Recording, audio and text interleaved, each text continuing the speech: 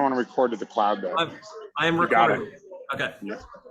It's weird though, I don't have the option for whatever reason showing up, but I can do it that way. I can go into. So if you record on the computer, then you can just drop it to the Google Drive. That's what I've been doing. So what we do is we upload it into a Google Drive, and then we give that to Mel, who converts it into the CCPD YouTube channel, and we have YouTube links that we send everybody. So I can share that folder with you with all the links as well. Yeah, and you saw the IP email I sent out to the entrepreneurship class. Yep. So like that was like I recorded that and then I just dropped it in Google Drive. And whenever like I have other professors that are like, "Hey, do you have any information on IP?" And I'm like, "Here's an hour-long talk from an IP lawyer. Just Nice. have your students watch this." You know. I'm literally excited to watch the last session with Catherine and just take notes. I just thought it was that good, you know. Yeah, I'm excited to have these recorded.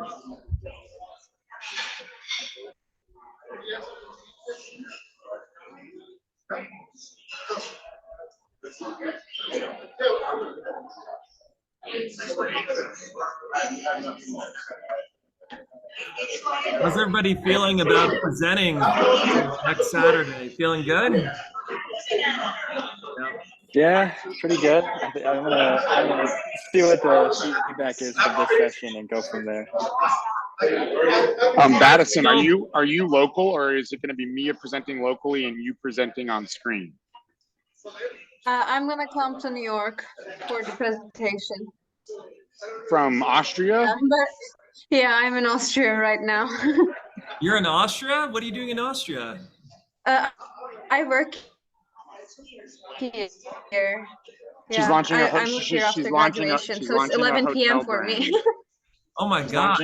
She's launching a hotel brand. Wow. I'm not kidding when I say that. That's super, super cool.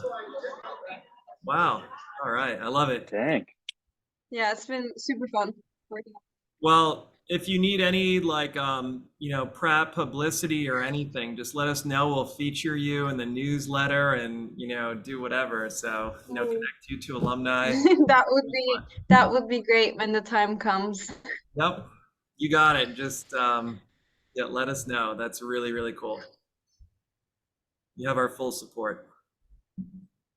Thank you. Thank you. Yeah.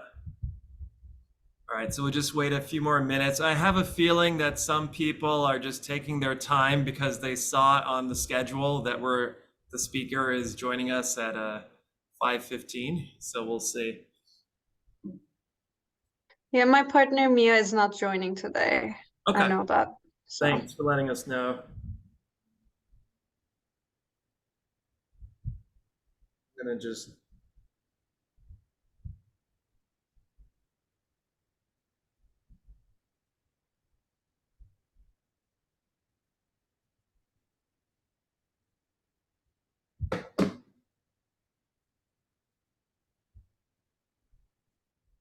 Oh, good. Alia is joining us.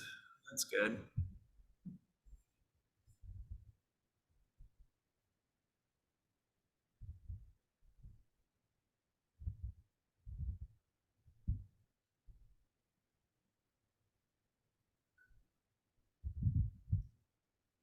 Great. Alia, I'm glad you could join us, and no pressure if you're not able to present. But we're really glad that you're able to make it. Thank you. I'm still not feeling too well, so I might have to wait. No pressure, okay?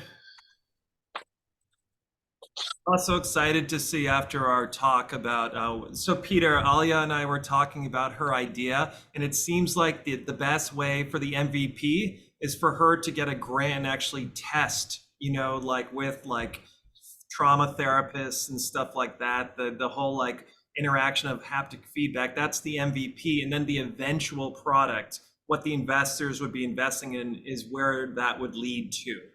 That's what we talked about. As opposed to trying to sell something that you haven't established and yet. proof of traction is always, the best way to attract investors. If you can show that you have interest and success, that's a great way to get investors.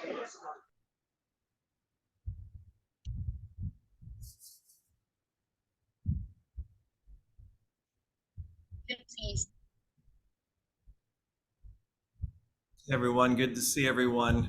How are you guys feeling about seeing everybody in 3 dimensions in person in a week and a half from now? Yeah. It always hits different when you see people in real life. It does, and I'll tell you something. Finn is a lot taller in person than he appears in the box. Like that threw me off. What are you, like 6'2" or something? Yeah, 6'3" with the hair. 6'3". Okay, there you go. So I'm around 6 feet, and he's even bigger than me. So I was like, oh my god. Yeah. So 6'3". Okay, that makes sense. Yeah. Tall Some dude. people are smaller. It's very interesting. And you know what else is cool is when most of the time what I love is, oh, Karen, yeah, you have something. I have a question. Do you think it's possible to ask for, or can we ask for a parking permit? Yes. So email Oz and me. And what I can do is when I'm on campus next week, I'm going to go to security with the list. And I'll also send to the judges, Peter, like a kind of a follow-up and be like, hey, if anybody needs parking, because I did that last year for a couple people. I actually went to security and got a special parking permit, so you get free parking right in the parking lot. I'm happy to do that. Yeah, I know that JC's based in New Lab. I'm not sure he'll drive, but he does have a car. Jess is in Coney Island. She normally takes the train, but she also has a car if she wants to drive. Okay, so I'm gonna write to the 3 judges, and because Liz also has, I think she might have a car, so I'll let the 3 judges know as well. But that's for any of you. Just let me know. And also, we're creating. Oz, do we have like some kind of way of invite, like a list, a Google list that we can keep track of to give to the library so they know who the guests are for the program? Oz is having some technical difficulties, so he might have trouble. The other thing that we're doing while he's figuring out, I mean, actually, the library is pretty good about letting people in if they know they're going to an event. But the other thing we are going to do is we are going to do a invite for all of you if you want to invite people.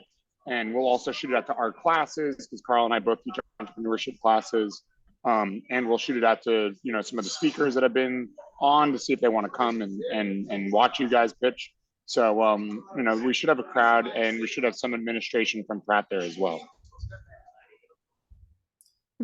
Is the final gonna be broadcasted like on Zoom? So if anyone else. So we're working on recording it. And Oz, if you can hear me, I think you can because you just responded in the chat.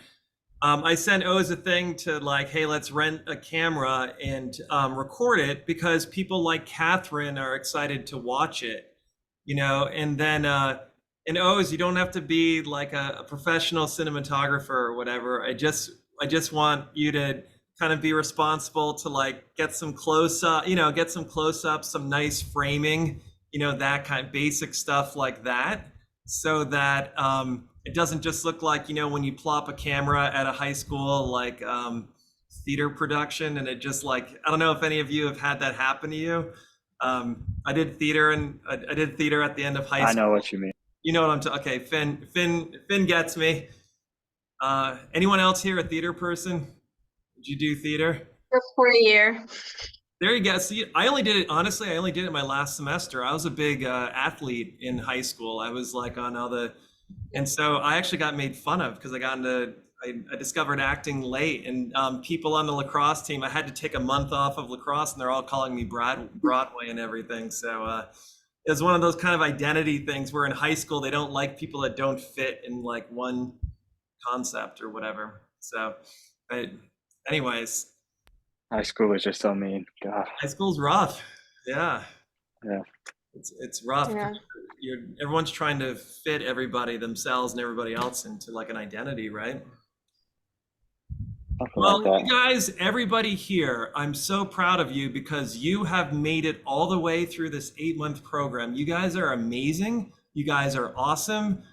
You guys did incredible work. I'm so proud of you, and I'm so excited to see you in person, and also see you pitch. So, I hope you take a moment right now to also just like feel really good about sticking with this journey all the way to this point. It's really, really awesome. And Samara, it's so great to see you.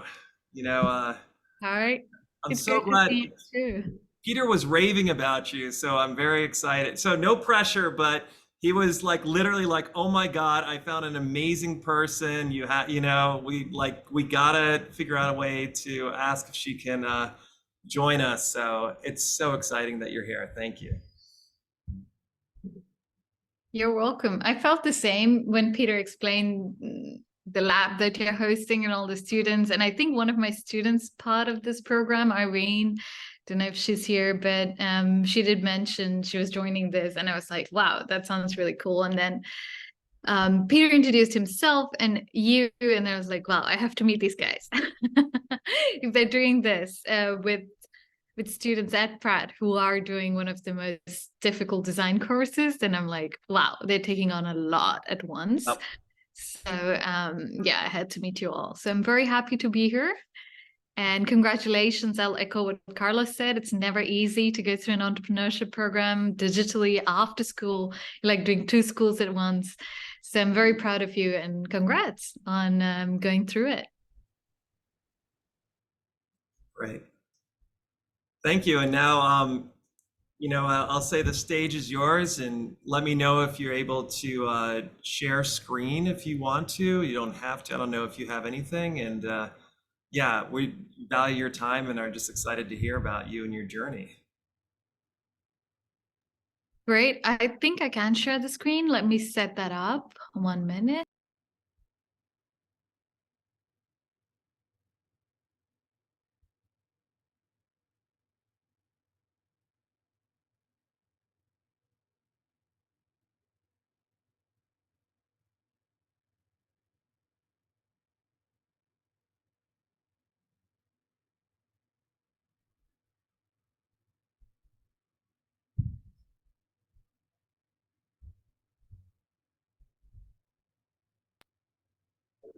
So we will start off with this video. I hope the audio comes through. Let's try that. And then I will share my journey with you guys. I just want you to watch this video first. Let me know if you can hear There's emotion. When you build something hands-on for you to live or use, for you to be part of it, you have a sense of relationship with that space.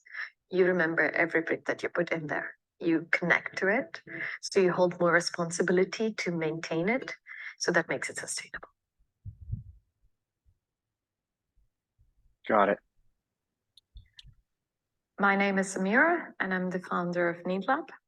NeedLab is a nonprofit architectural research organization based in Barcelona, but working in different continents, working with different materials, mainly researching how we can help communities solve architectural issues. We stand by the motto, for the people, by the people, of the people, and we are of the opinion architecture is responsible for making lives better. The project was done in collaboration with open source beehives. When we saw the scale of problem within the villages, we're looking at 1/10 the humanity here. These people are living in rural regions, no electricity, completely cut off the grid. We're looking at options, how we can help or solve some of the issues they have, which was provide alternate livelihood options. They Hey, mostly Sarah, the audio is playing, but not the video. Say that again. I'm not sure if it's doing it the way you want, but the audio we can hear, but we can't see any video. So, Oh God, it's been a minute and a half. Okay, I'm so sorry, you guys. sorry about that. I think I was hesitant because I wasn't sure if it was like just like a brief audio intro or what was happening. So my apologies. Okay. So it says I am sharing my screen. Now do you just see me? Yeah, when you shared your screen, it basically just looked like the video was still, but like, Okay. yeah. Oh, this looks more promising. Okay. Is this This moving? looks different. This looks different. Yeah, Yeah, this looks Okay. like it's working. I am so sorry. You'll have to sit through that again. that's okay. It's only a minute. There's emotion.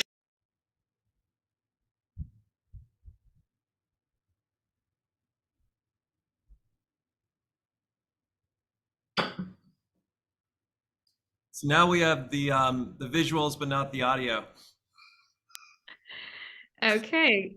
We are debugging as we're going. Now does it work? So that makes it sustainable. Oh, No? I think we got it. I'm Samira, and I'm the founder of NEAT Yeah. Lab. NEAT Lab is a non-profit architectural research organization based in Barcelona, but working in different continents, working with different materials, mainly researching how we can help communities solve architectural issues. We stand by the motto of for the people, by the people, of the people, and we are of the opinion architecture is responsible for making lives better. The project was done in collaboration with Open Source Beehives.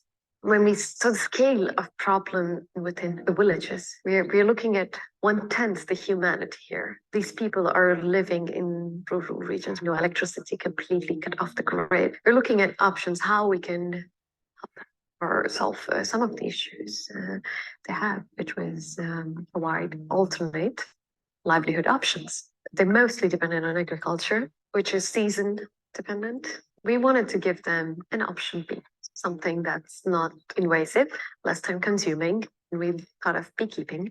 It's like farmer has a 60,000 army of bees helping him. We are suggesting beekeeping as an alternative to regions which has this luxury of flora and fauna year long. So it creates actually different types of honey. Different flowers, different seasons. There's propolis, there's wax, there's a lot that comes in this package. And what we're aiming to do is start small cooperatives within the communities. We want them to be connected among themselves. We want them to help each other out, share information, what worked for them, what didn't work for them, learn more from each other and grow.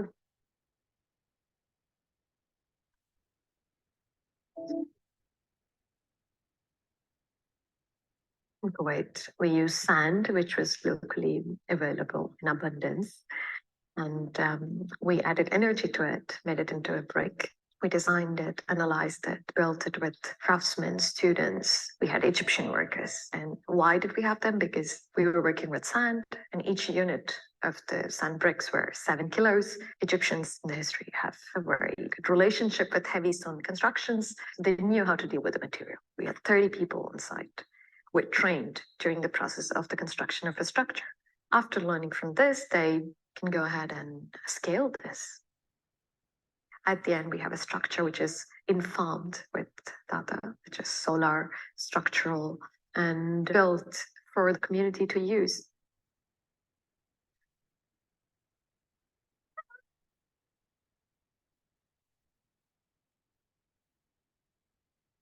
Ho Chi Minh City densities increased so much that there's about 2 square meters green space available per person. So there's a lack of green space per capita. And what we try to do is balance this out by building up a vertical garden. The structure is growing bamboo. The people who built it can have the complete meal from their rooftop vertical garden. The spinach they need for their food, the pumpkins, the creepers, all of it. It increases the green carpet of the city. It's not taking more surface area, it's more vertical. The community, we built it for part of an organization called LP for Youth, which takes street kids who've had troubled backgrounds, they've had abusive childhoods. Some of them have never been to schools. They started to learn how to build. They started to learn how to farm. They started to understand material. These youth who learned from us will be sharing the same information, and they will build it again and again and again. Ông ban nay Lam Mỹ lúc này là với một đường có thể trên đây đạt đó.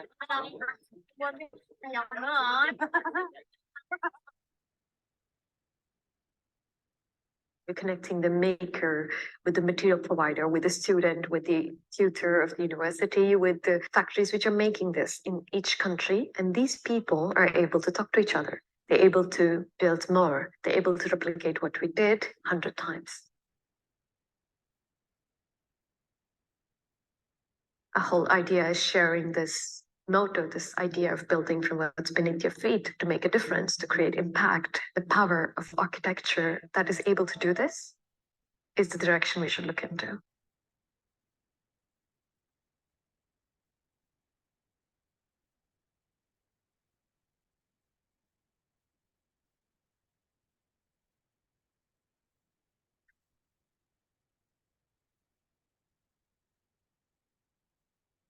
Really happy that worked. We debugged it. Thank you for your patience. So that's some of the work that I do. If you have any questions, we'll discuss them as we go. But I was 24 or 23 maybe when we recorded that video. It was it's been quite some time, and I do want to start off with sharing my journey, because Carlos and Peter asked me to do that. This is something where I have arrived without giving you guys any context of where I started with, or was I just given all the money and resources to do this, which would be wonderful. But I'll take you on a small journey of how I got there. So this little house that you see on the screen right now is where I grew up, which is in southern part of India. And this was a region which the British had an army station there. So all the infrastructure, architecture, everything around me was very colonial, in the sense that typically the British officers would live in houses such as this, and the Indian community they were governing over would live beneath the foothills of this as servants and the community that the Britishers served to.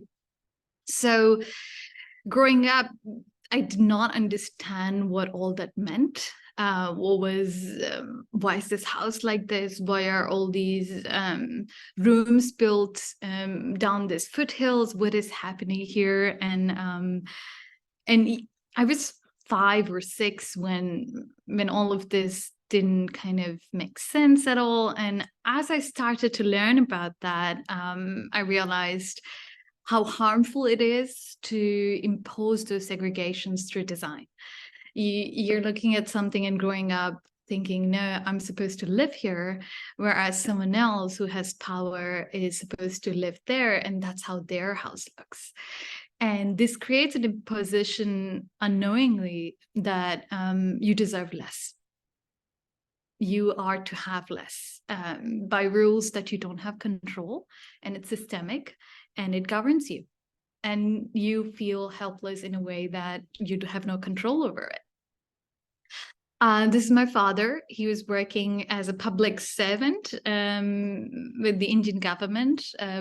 And I don't know how much you guys know about India, but the British, as they left, they set up the legislative body, the infrastructure for India to govern itself as an independent country, which meant a lot of the laws were very British, and which didn't suit the community or the lifestyles we had. And so my father was fighting that system, and still is for the past 40 years in a ways, to protect the forest there. So my initial fight for community and for the world started with watching him do that. And these are some of the rescued elephants and animals that I grew up with. So as a forest officer, his job was to protect the world in terms of having good rain and produce in the southern part of India, which gets exported again to all around the world. So that's, maybe I was 15 or 16 when I started to realize, if you protect forests in this part of the world, what does that mean in terms of impact globally? So that's when the first I learned from him scientifically how acting local can impact globally. And this is not that I had an aha moment and I layered all this. I was able to do that now, but at that time I was just still absorbing everything that was happening. And well, here I felt like all of this was too much, and art was my thing because it was different than anything with my family were doing. So I was like, okay, I'm going to go into art. And my parents said, maybe try architecture. And that's when I started to go into school of architecture, and then started on the journey of doing that. This was the first building I ever built. I was still in school, and this was with funding and support from Kuwait government, which I had no connections to, but it was possible because of the friends I had at school. I met few friends at school. I met connections there during my master's, during my undergraduate programs, or the programs that I traveled with, whom I kept texting and being like, hey, do you think we can do something? Do you think we can show that we have more skills? And maybe there's a different way of looking at architecture. And then few of us came together and we were like, okay, let's do this, let's try. And we reached out to different schools, different countries, different embassies. We were just writing emails. We were probably younger than what you guys are right now. And then just trying to see if someone will respond. Will someone give us any money? At the end, we were able to raise 60,000 euros to build this structure in Kuwait, which was incredibly, looked like it was impossible. And in the back, the big tower that you see is Norman Foster's design tower, and they had frozen construction because they hadn't received their shipment of panels that were coming from outside the country. So we wanted to have a conversation with that kind of, hey, look at this material that's unsustainable that's coming from outside of Kuwait. But we were able to take the sand that's here and build within 7 days with the students and workers that are right here, and we can complete it. And it's a place where people feel good and they can be outdoors, and the temperature in our structure doesn't need electricity to keep it cool. And we were talking about all this with the community. And in a situation, in an environment where women were yet not that entrepreneurial, or were not receiving support. And this was the first time I felt, yes, you can shake up a system. When we were on the cover of Bazaar magazine, which I did not even know was a very big magazine at that time.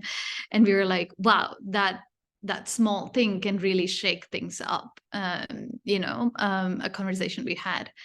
And this was at my graduation.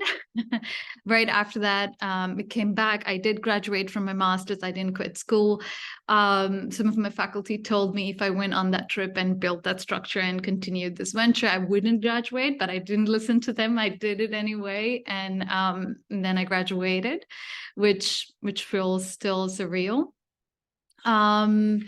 And this was the second structure that we built in Vietnam. Here we fundraised very locally again. This was after Need Lab. I registered it legally in Spain and decided, like, this is something that I really want to do. Working with communities, sharing skills and having them build more instead of me being the only architect who does it was the way I felt more scaled impact can happen. So I was like, can I replicate that? And we did it in Vietnam.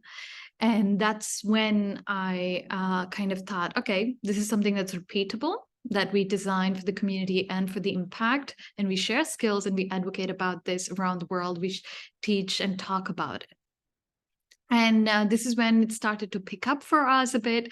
And South Korean government and the mayor's office in Seoul were looking for projects to work with them to change the mindset of the community around carbon pollution, emissions. So we designed games with them. We moved to South Korea for a brief moment. We worked with the city hall there, and we started to get involved because architecture, urban planning, mindset change, behavior change are very deeply integrated with political and regional governance. So that's another layer we started getting involved into. And then we saw that interacting with young kids is really helpful. And we had a lot of young kids come and play our games that we designed in VR, where if they destroy the cars, the environment around them gets cleaner and cleaner, so they win more points. And at the end, they see their city very bright and clean. And we designed a Barcelona Design Week. And this was very rare and new because I didn't know at that time. I'm a person of color in an industry that's predominantly white and male dominated, which is construction, and only 9% of women even exist in this industry, let alone at a C-level executives running them, fundraising for them. But this was a moment I really realized that 2018 was the first time a woman of color had designed this. And it felt really shocking to me. And then I was like, wow, people are responding well to this. What am I doing that is different? And then when I started to talk to the people I work with, they told me that they didn't have conversations that I was having with them with other architects, because my lived experience and my story made me who I was and the way I dealt with the construction and the industry around me. So that's something that I realized was unique about me and the Need Lab and our organization and the people we attracted. And then it felt like it was a brief moment of a lot of chaos, a lot of attention. We started working with the UN Habitat, and then we were listed on the Fast Company's World Changing Ideas, which was quite notable in the US. And then we were on the cover of AD. Shigeru Ban was one of the architects that I always admired in my life, and in the news to see his article and his work next to mine felt really unbelievable. And this is when I felt, no, I should learn more skills in order to address to the demand and the need that actually is there in this community. So I reached out to some local organizations. We thought, let's set up a physical office. And you can see that we are wearing masks here. This is when COVID hit, and we got an office in Barcelona, which was a building designed by the teacher of Gaudi. And we were very excited. We thought, they told us to wear masks for a few weeks, it will go away. But then everything had to shut down, and we're recovering recently.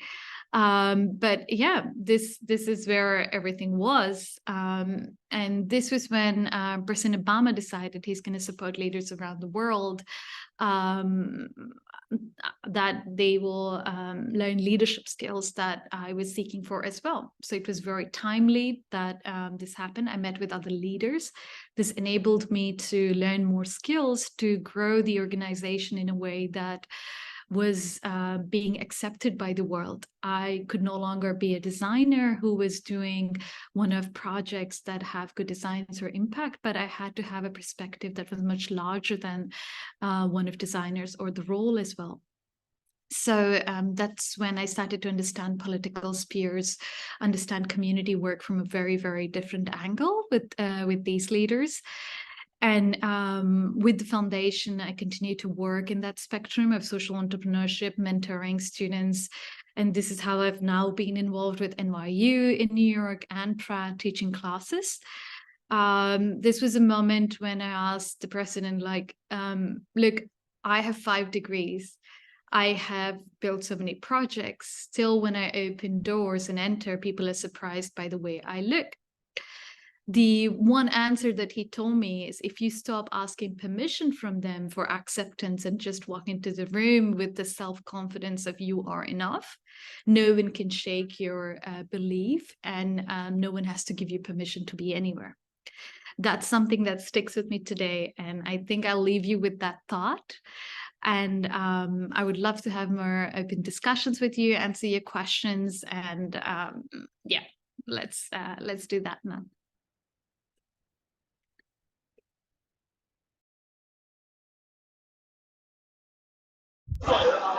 That was amazing. I have lots of questions, but I'll let the students go first.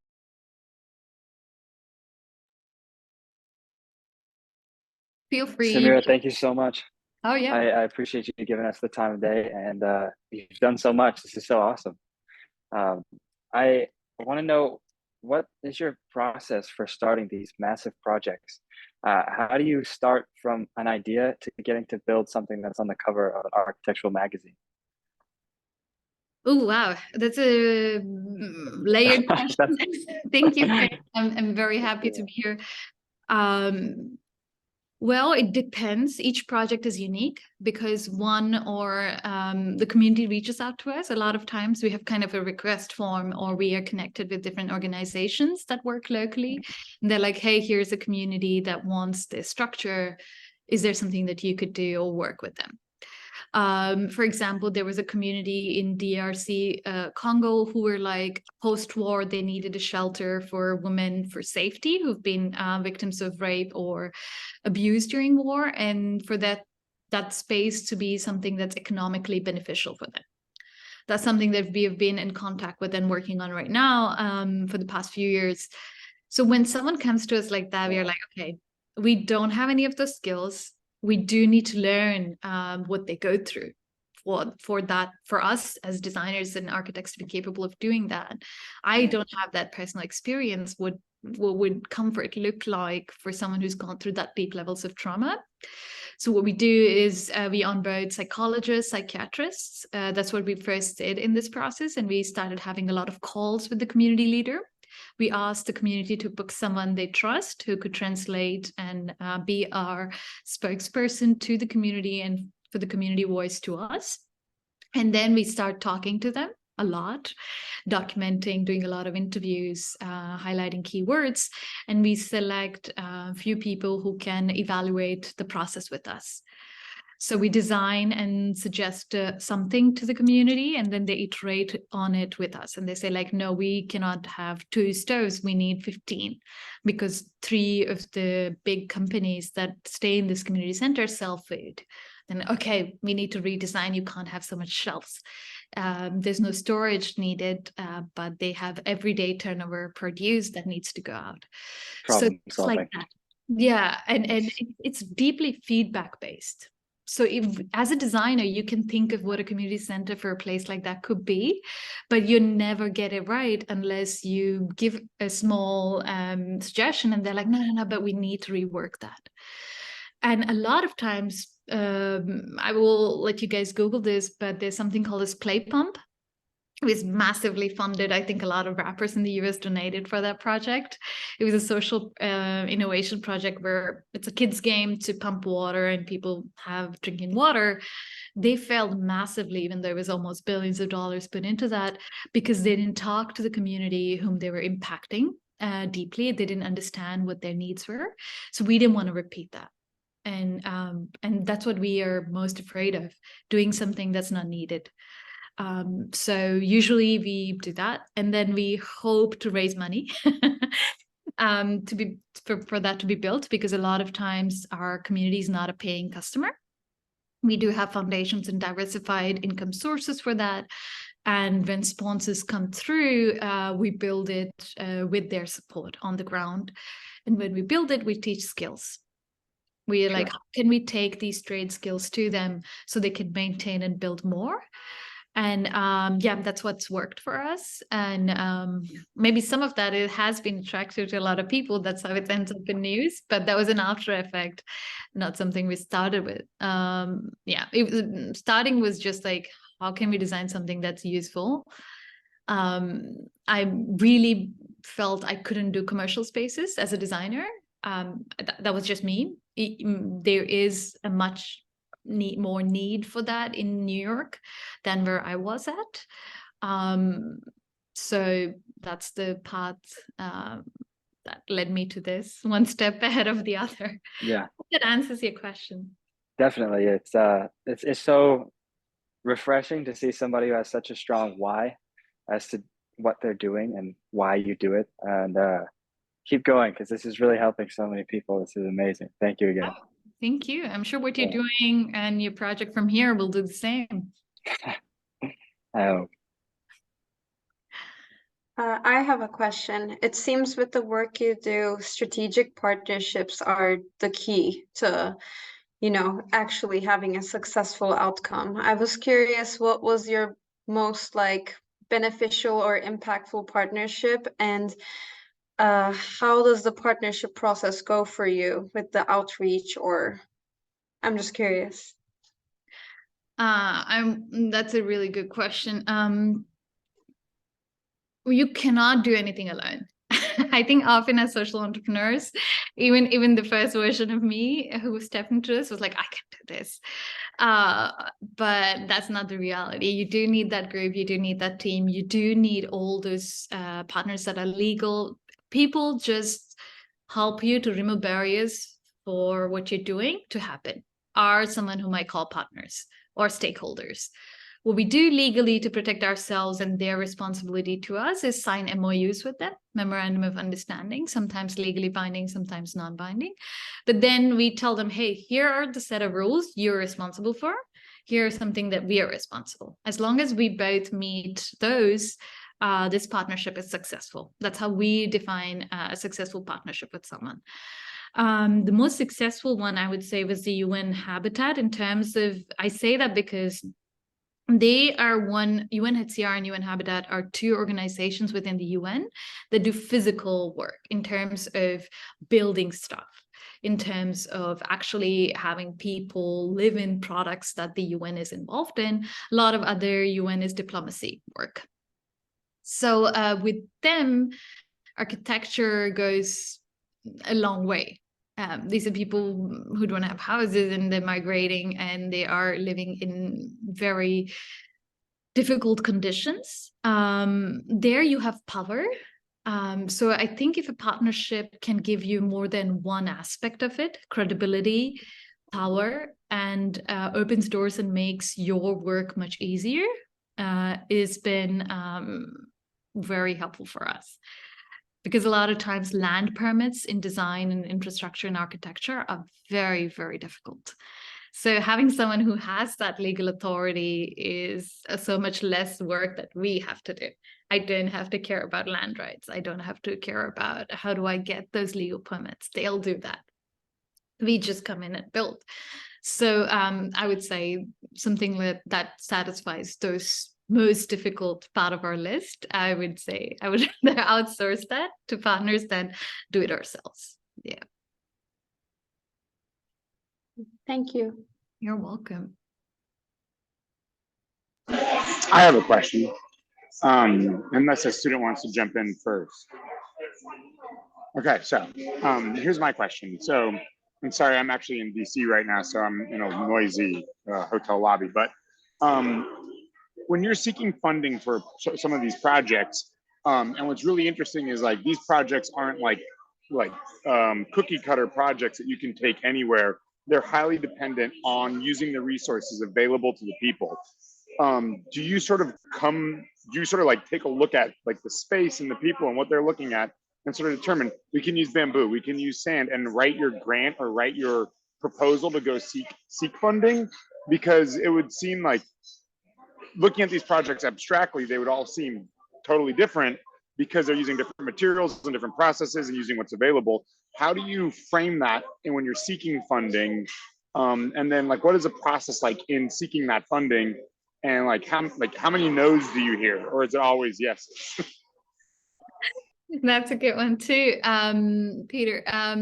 We hear a lot of no's. I should have mentioned that as I was going through the journey. Probably at one point, I remember with me and my team, we were probably applying 60, 70 applications a month, hearing back from 3, a yes from 1. And the more popular you get, the more easier it seems to get those yeses. This I didn't know. It looked like a very dark tunnel when you're passing through that. So there is that curve where you do need to prove yourself and establish a sense of credibility for foundations and grants and donors to believe in you.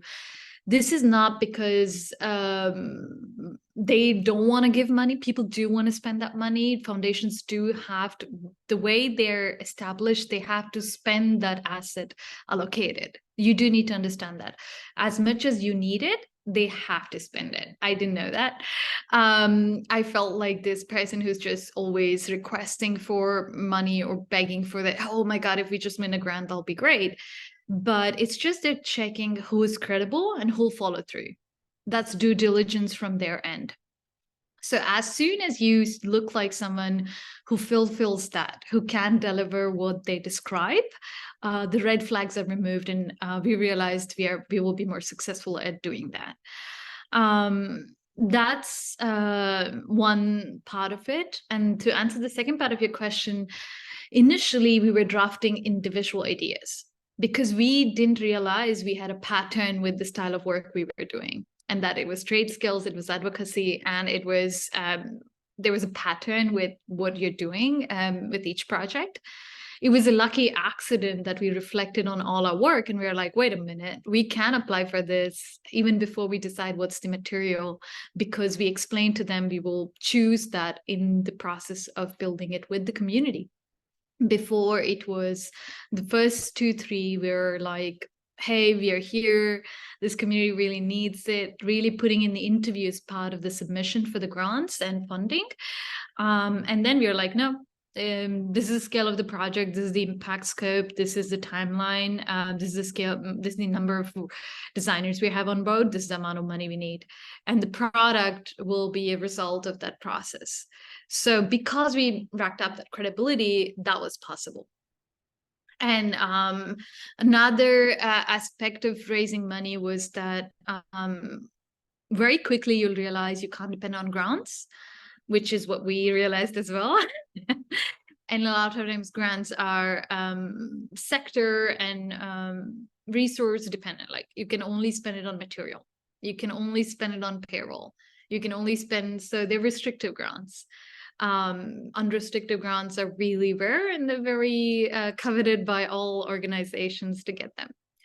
So what we realized is, what can we do with partnerships from companies? So we started becoming R&D for companies like solar panels. Hey, could we partner with them to test their product in an industry, in a sector that they've never sold it to?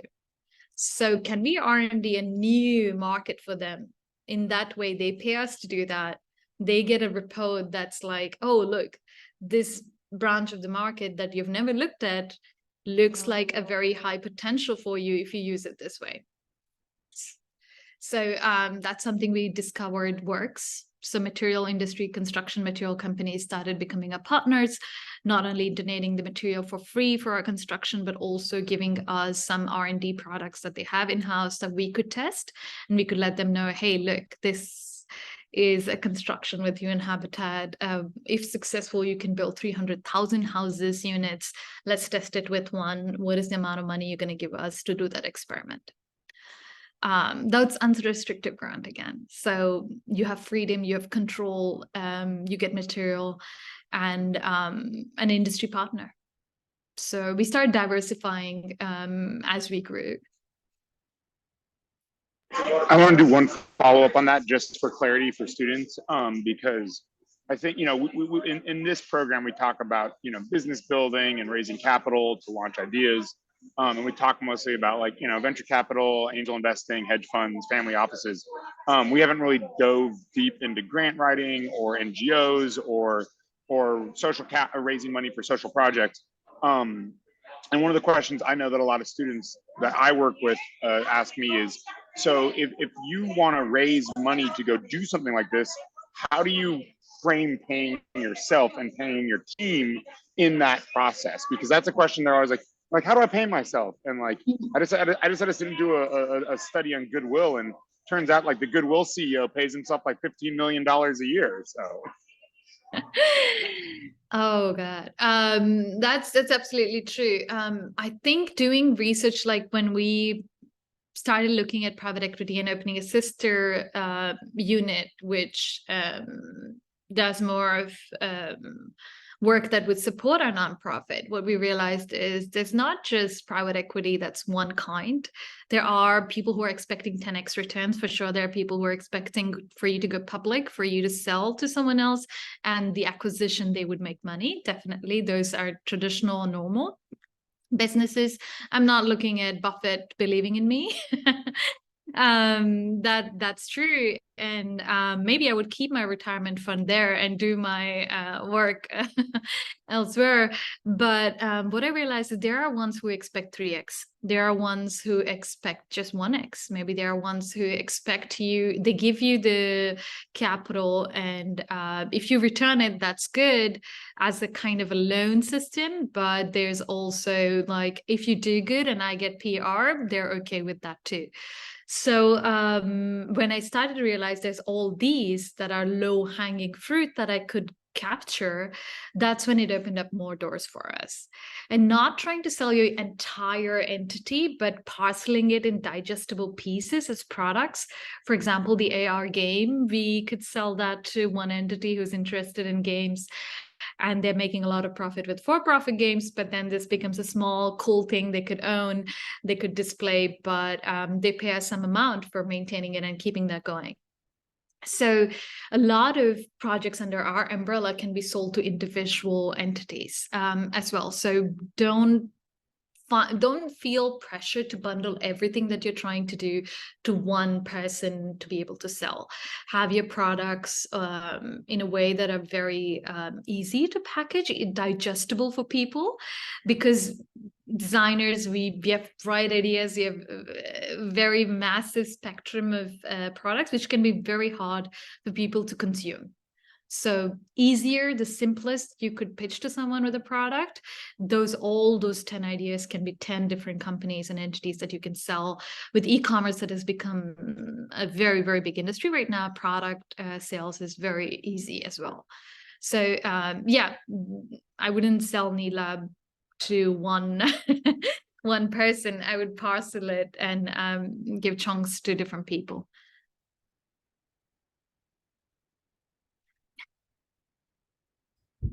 Love it. Does anybody have any? Let's see. Alias says she's not feeling well, but she's curious. How do you motivate people to join your team when you were starting off? What form of networking did you find most beneficial for you? And do you have any tips on how to get people on board to join your team? Okay, that's a good one too. How do we keep them motivated? So Needlab has a very high turnover rate. This is because we have designers who work in several places. To keep ourselves very lean, we do not have an entire payroll of people. We do have contractors kind of. So we have people working on wide range who bring network as well. So that's an advantage. We do have a lot of young designers, because that's where I was at. And every place I go teach or give a guest lecture, students come and ask us follow-up questions. What do you do? Can I participate? That's how we started recruiting our interns, who later stayed for longer, wanted to do projects. And that was one of the best ways we found we could recruit. And another thing about maintaining that loyalty is people who worked with Needlab and left, all of them are kind of either at the UN or government or working at very big organizations right now. And they do bring back massive amount of links to us, which is like, hey, my company, they're working, a few of them at Google now. This company wants to give this to nonprofits, Tech for Good. We will recommend you. We want you to talk to this partner, things like that. Because Needlab, we don't want it to be a very stagnant 10 team going on, but we want people to use Needlab as a means for going up the ladder for themselves. Just like all the workshops and programs that I went through, I want them to further in their career. So what we do is we have designers, young designers and architects work with us, and they get recruited in different companies. We help them as well to build their portfolio, have all the projects we do, become their star CV kind of step up for them.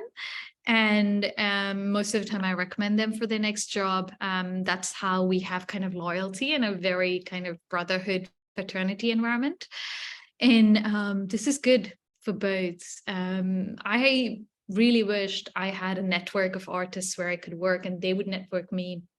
When I was younger, I didn't. So I want to maintain that. And yeah, that's how we find people. And also this kind of keeps it fun. Like there's a lot of new ideas coming in. There's a lot of new energy. Sometimes we have more political advocacy direction because of just the team we have. So I'm enjoying kind of the path I'm taking. So yeah.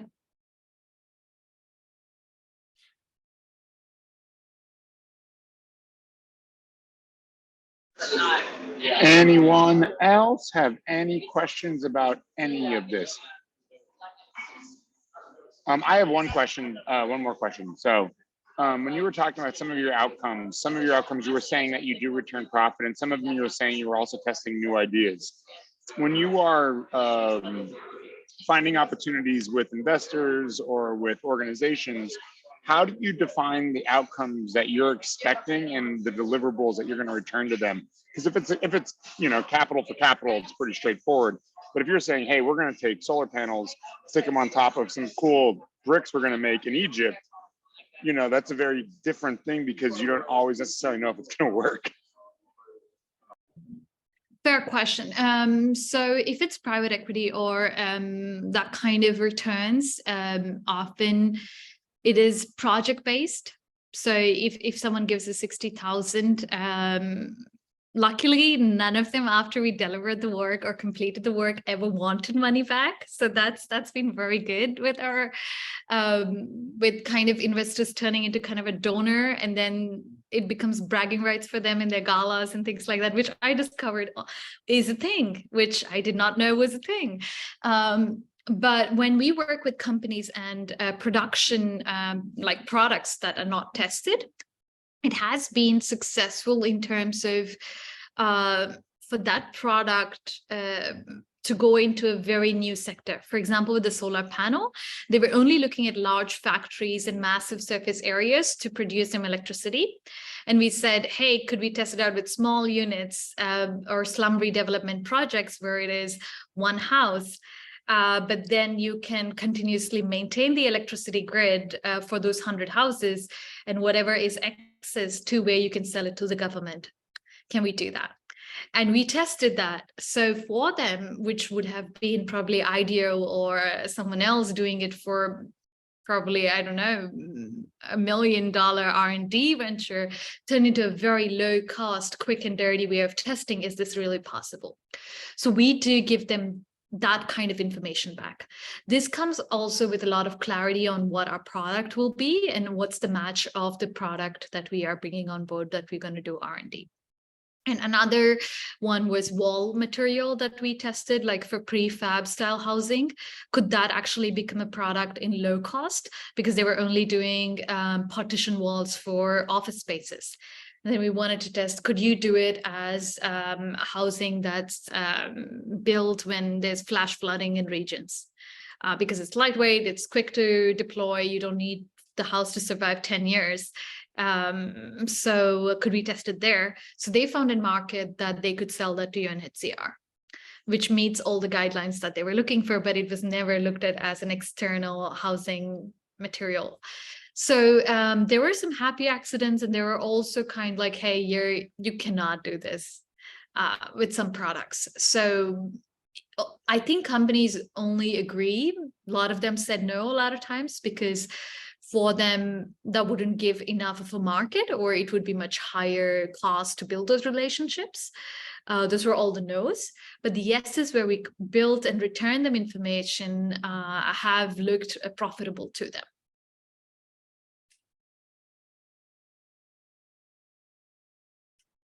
Great. Does anybody have? If no one else has a question, I'd like to ask one. Yeah. Was sitting at the same table as Barack Obama an I made it moment for you? Could you say that again?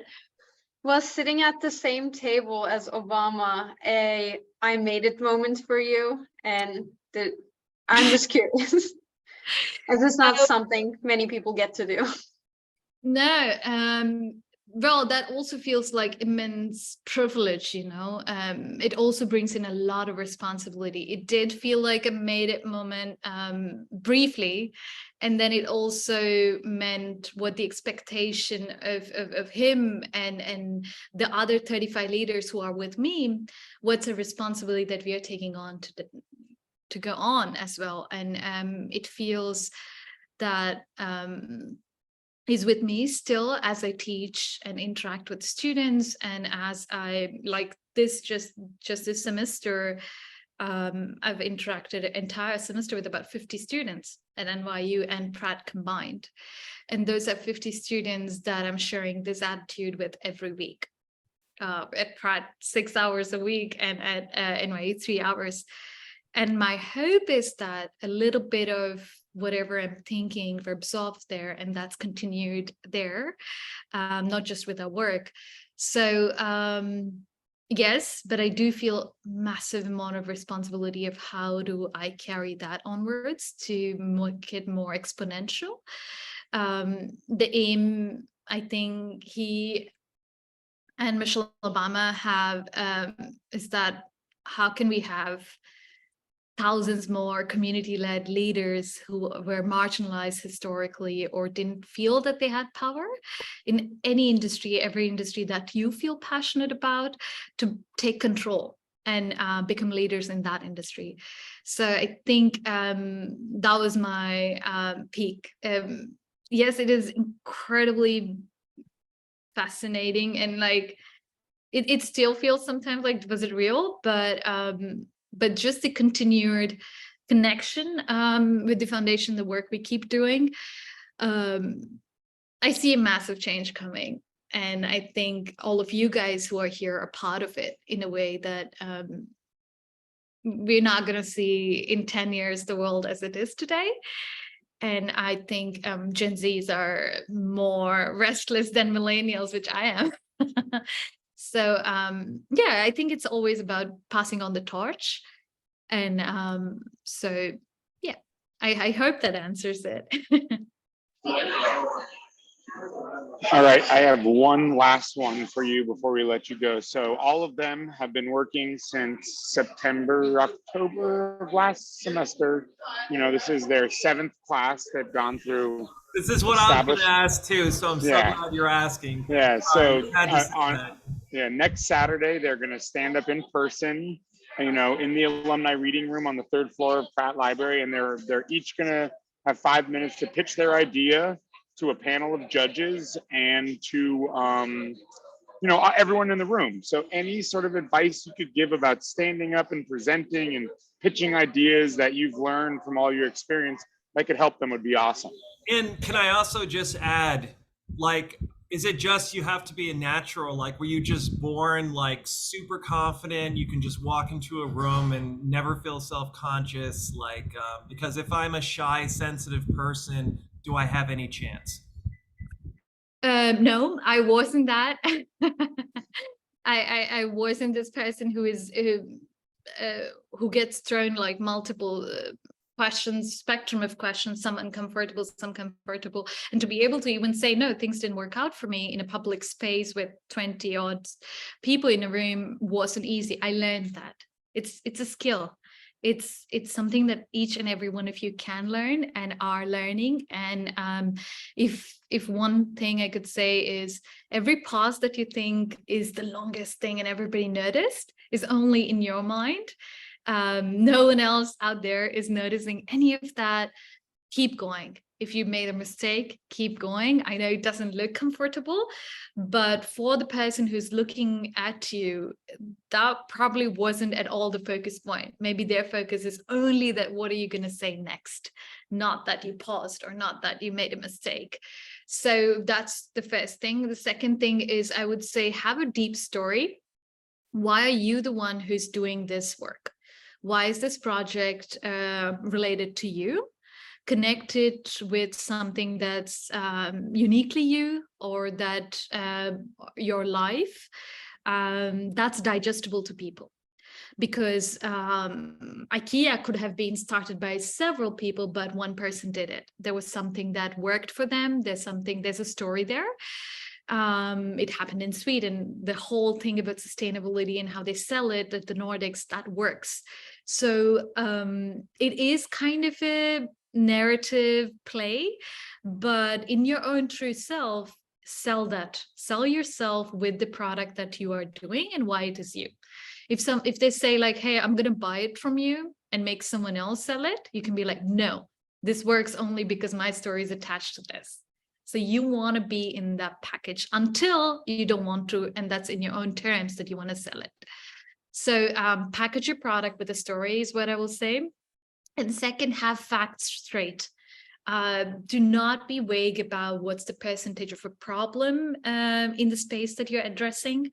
Do not be vague about, hey, plastic bottles are several, you're throwing them every day, that's vague. But if you add a visual quantity to that, if you say things like, we waste bottles as tall as Empire State every day, then people are like, oh, that's massive, that's visual.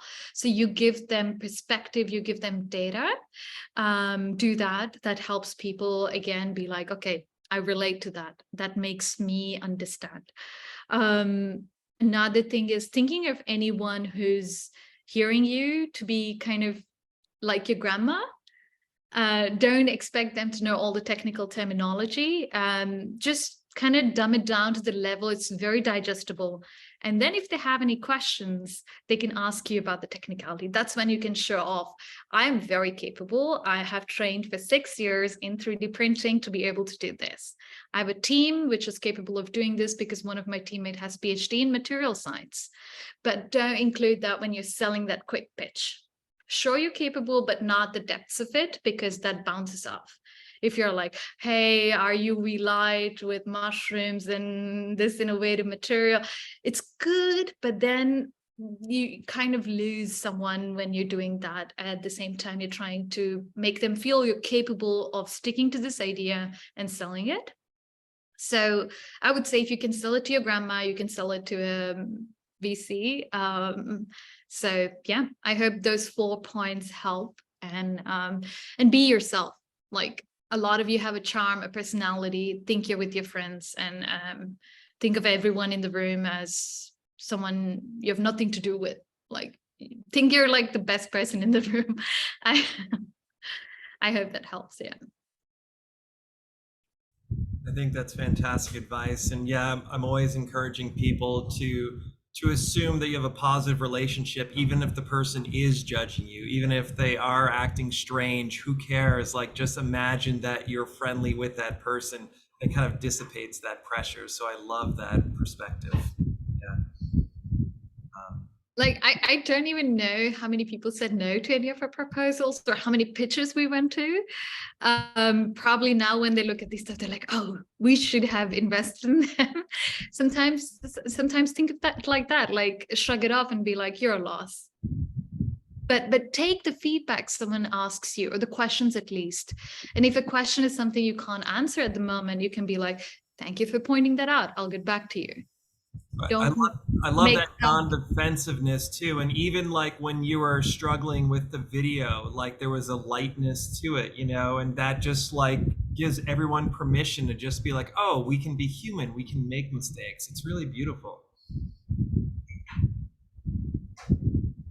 And don't get defensive. I've done this, I've learned it from experience. Don't get defensive of protecting something when someone's suggesting an edit. All the edits that you get are very good. Think of it as a basket that you're collecting, and you can be like, oh, maybe I'll take that. Maybe I won't. A great response would be thanking someone and being like, hey, thank you for giving me a fresh perspective on that. And being like, I'll take that back to my team. You don't have to change it. But making someone feel like that advice was good enough for you to consider it is a great way to deal with people and not make enemies in the industry. They might not want to invest in you, but they might know a friend of a friend who might be interested. So your attitude towards how you interact with people in the industry gets you further. And it is a small industry. People know each other in the world of money and impact. And design. And design's really small, and we all kind of know who we don't want to work with. Thank you so much. I mean, this was amazing, and I think it was a great way to finish the last session. So, you know, I really appreciate the time and sharing your story and everything and all this great advice. And I definitely wrote down, if you can sell it to your grandma, you can sell it to a VC. I love that. I'm going to steal that and use it. I appreciate that. So thank you so much. Yeah, thank you so much. Samira, I really appreciate it. It's been a great time. And thank you, Peter. Thank you, Carlos. Wish you all a very, very good luck. I will wait to hear back from Peter and Carlos how that went. I think you can get my email from them. Feel free to reach out. I'll be around Pratt. So good luck. Thank you so Thank much. you. Thank you. Appreciate it.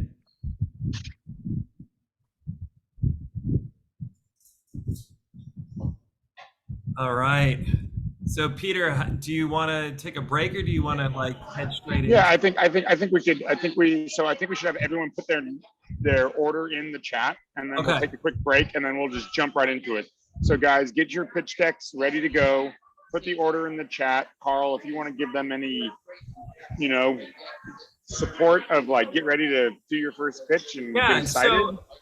So we'll just, right before we go into the break, let me just encourage you, like, treat this like what's called in acting a run through. We call it a run through, and basically what that means is just act as if that you're actually like pitching over Zoom in this case to investors. So treat it like you have 4 minutes, right, to do your slides that are about 12 or so, let's say, in your slide deck, and just go through and don't stop. So try to avoid like, hey, time out, and then also be gentle with yourself. So like if you stumble, you know, if you lose your train of thought, if something technical happens, you know, just be like, hey, it's okay. And so that's the other thing. This is like, treat it like a low pressure, diffuse that, and also congratulate yourself for having the courage to do this, because it is uncomfortable. I don't care how many times you do this.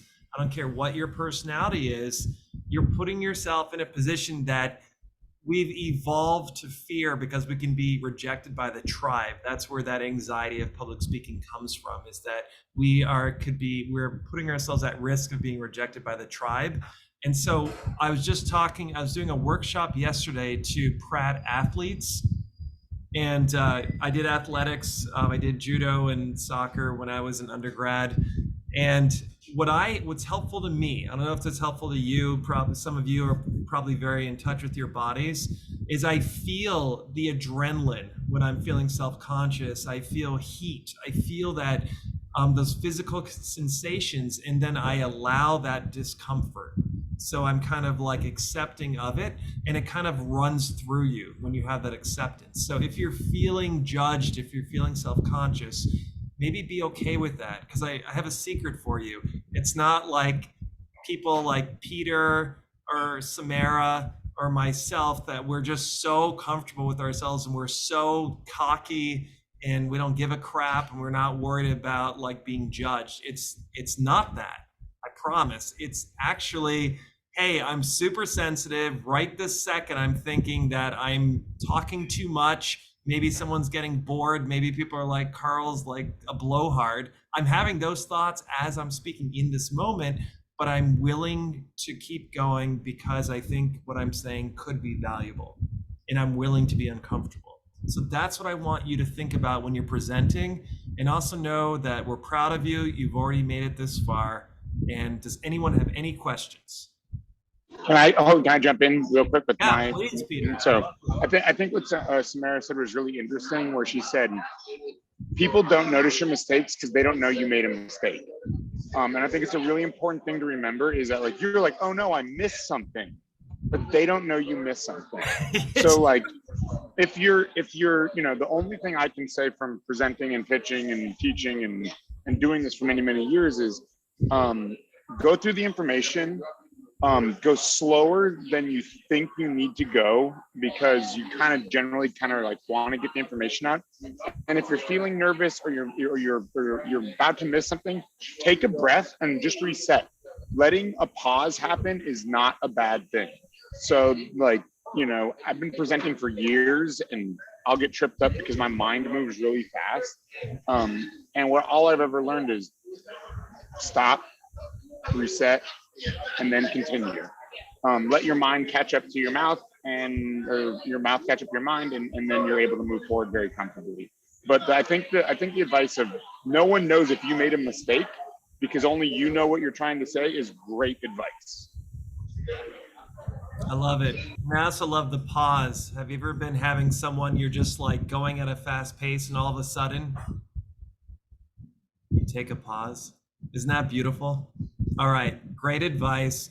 Let's take a break and come back at 6:25 sharp. So it's about 5.5 minutes. 6:25, and everyone put in an order right now, and that's the order that we'll do. And this is a run through. This is a theatrical run through. So we're treating this as if you're presenting over Zoom to pitch judges. So you'll do yours, try and do it in 4 minutes. Okay, so try and present your slides in 4 minutes. And then we'll have time afterwards where Peter and I will talk with you. Okay, put in your order and we will see you at 6:25.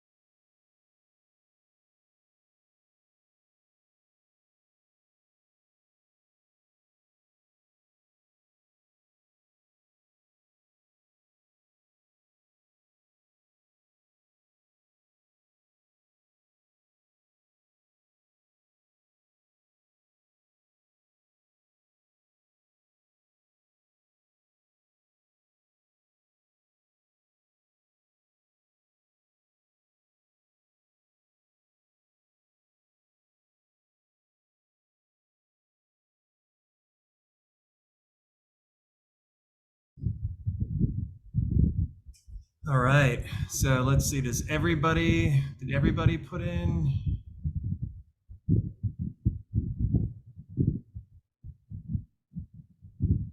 So does everyone put in their teams so that we have a definitive order?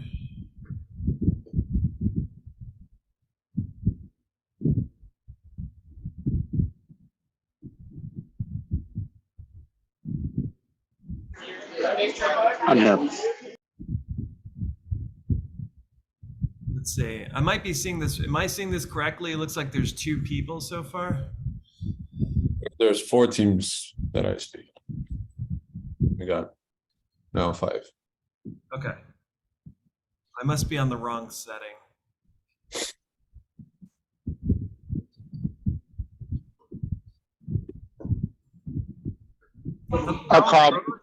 Carl, before we jump into the presentations, Yeah, I know that you've offered this before. Are you still offering people to be able to come by CCPD and talk through the verbal pitch and live and all that?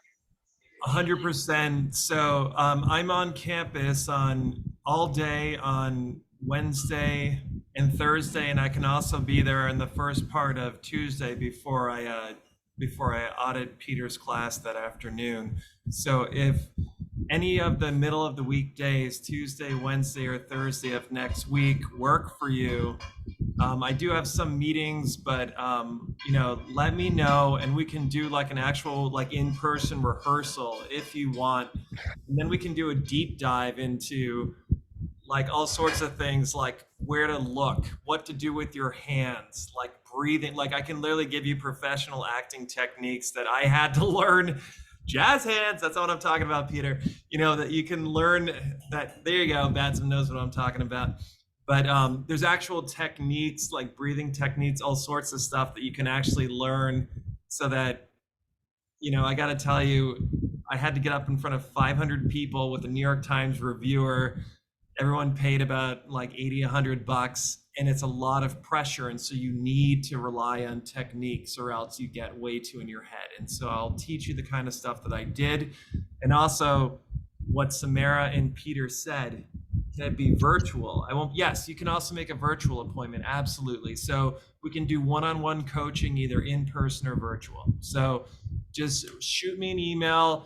Obviously it's got to be between like 9:30 and 5, you know, when I'm actually on the campus, on a Tuesday, Wednesday, or Thursday of next week. And yeah, I'll do my best to accommodate that. And I enjoy it. I love doing it. So it'll be a lot of fun to work with you. Okay. Thank you, Peter. So Perfect. did everybody put an order in? Is everyone's team that's going? Oh, is what is 5 so far. Yeah, we have 5 so far. Let's get started, and people can start adding as we go. Just be prepared to, you know, we'll provide a little bit of feedback, offer some context on where your slide positioning is, things you said, and then we'll just jump to the next person. So we'll kick it off. I think Finn, you're first. Yep, let's get going. Sweet. Let's full screen this here. Perfect. Can everybody see my screen? Right on. Welcome, everybody. My name is Finn Evans, and this is a problem I've been running into recently. So I'm a street sports athlete. I do skateboarding, parkour, BMX. I do a lot of different things to put an interesting artistic spin on my environment. And I noticed that street sports athletes stick to doing one thing. And this is typically a problem because the more you branch out physically through sport, the better an athlete you become. Not only is that true physically, but it's also true culturally. You learn different things when you try new activities, and you learn more about the things happening around you. So I keep asking myself, why aren't street sports athletes doing more? That's simply because they don't know what else is out there. The people that skate tend to love it because they fall in love with skating right away. They just stick with it. It's their thing. It's the same with BMX, same with parkour. And this is not necessarily a problem, but something that could be addressed and fixed through this right here. This is Get Stoked, an interdisciplinary street sports magazine designed to address the question, why aren't street sport athletes doing more? While your average extreme sports magazine may have a cult following and some flashy images, it certainly has one downside, and that is it's usually about one sport.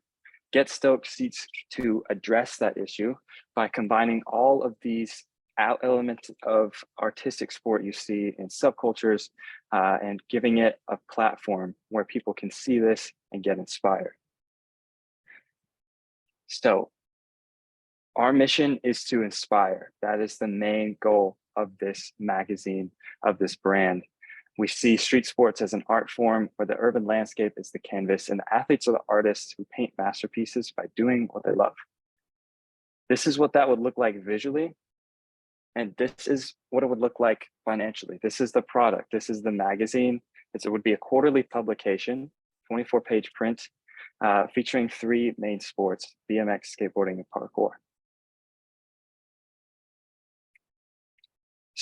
So in terms of a market, in terms of making this idea of business, there is a large resurgence in the print magazine industry. $30.2 billion industry worldwide. People who skate and scooter and BMX are the main target audiences. People like invested athletes, part-time practitioners, and even interest adjacent people. Those of artists, those of design, photographers, people who would overlap with the street sports scene. So a lot of this business comes down to the strengths and the weaknesses. Because this is a magazine that I'm just running myself, it is a one-man army. But on the other hand, this is something that's unique. It's not something that's been done before, creating a cross-platform medium where people can get inspired. So in terms of this MVP, this original magazine, we're looking at making a run of 1,000 issues costing roughly $6,000. A total budget for 1 year of selling this plus a website would be around $27,000, factoring in that expensive advertising. And this is kind of the breakdown of how that would look. I have some overhead, which looks like a website every year, recurring a subscription, printing the magazines, and as well as outside labor, sourcing some things like interviews and out designs from people other than myself. So those are what the financial landmarks look like in terms of performance indication, selling issues being the main point. Our business plan is to sell around 2,400 issues and release 8 editions over 2 years. Again, planning that out into more of a timeline. This is what I'm asking for, a $20,000 grant that would be invested over time to grow the business, seeing a return in that grant in 2 years for a share of the business. This would increase the amount of revenue we could get by increasing things like advertising, print labor, contributions, and website. Speaking of those big 4, that's what that original $20,000 would be broken down into. So thank you so much. My name is Finn Evans. With that, I'll hand it off to you all. Very, very, very, very good. I'll just say a few things. You're looking for an investment, not a grant. So because you're gonna, I mean, they'll either be getting equity or they'll be getting paid back. So it's either an investment or a loan. Okay, loan. That's what I meant to say. Yeah, the other thing I would do is I'd have a final slide that's like, thank you, get stoked, blah blah blah. Here's my contact information. Okay. I think all the slides are actually really good. There's nothing I'm like too nitpicky about because I think they all have very clear information. The biggest issue I have is your presentation. This is called Get Stoked. You got to get stoked, man. Yeah. Sorry, So, I tend to get kind of flat when I'm nervous. I gotta work with Carl a little bit to get myself amped up. I mean, this is a cool thing. This is edgy. It's edgy. It's young. So like being super flat and like you're hitting all your numbers, but like you brought a little personality into it, but like, you know, change the variation of your voice. Get stoked. You know? Okay. That's that's good my, feedback. yeah, Carl. Yeah, 100%. You know, it's kind of like when you came on the screen, for example, like at the beginning of this class, you're like, hey, how's it going? You know, you had that energy, right? And I get it, like it's very it feels safer to just kind of like hit your beats and stuff like that. But it's okay to be a little bit over enthusiastic. And then if you kind of get a little too amped up, you're like, whoa, my bad. Okay. And then you go back to refocus, you know what I mean? And it's Yeah, like yeah. sometimes when people are a little bit messy, there's like a beautiful humanity to that, you know? And so let Right. yourself go 100%. You got all the ingredients. So honestly, it's really what Peter's saying is give yourself permission to be more of you bleeding through, right? Because we've already seen you like that. And Yeah. the other thing I would say is it just feels a little text heavy. So Okay. there was a lot of times when I was doing a lot of reading instead of listening to you. And so I'm wondering if there's a way for you to actually tone down on some of the text. So I'm doing less reading, maybe even more visuals, because you're also selling a print magazine. So I'd love to see a little, I loved it when you did the mock-ups, right? But maybe a little change some of your slides from just pure text, especially a lot of text, and put in more images of like the street sports and stuff. Then I'm just getting more of the vibe and listening to your voice and your story instead of reading at the same time, where I'm competing with listening and reading. That's helpful. Thank you. I would agree. I said the slide before the mission, it was very text heavy and you kind of read the whole thing and I was like, don't read your slide. But like, I'm not sure, I'm pretty sure you could put just like someone doing a sick parkour move on there and like then say all that. And I would be like, whoa, you know, like, Okay. so I agree. Okay. Yeah. I see what this is. All right. Perfect.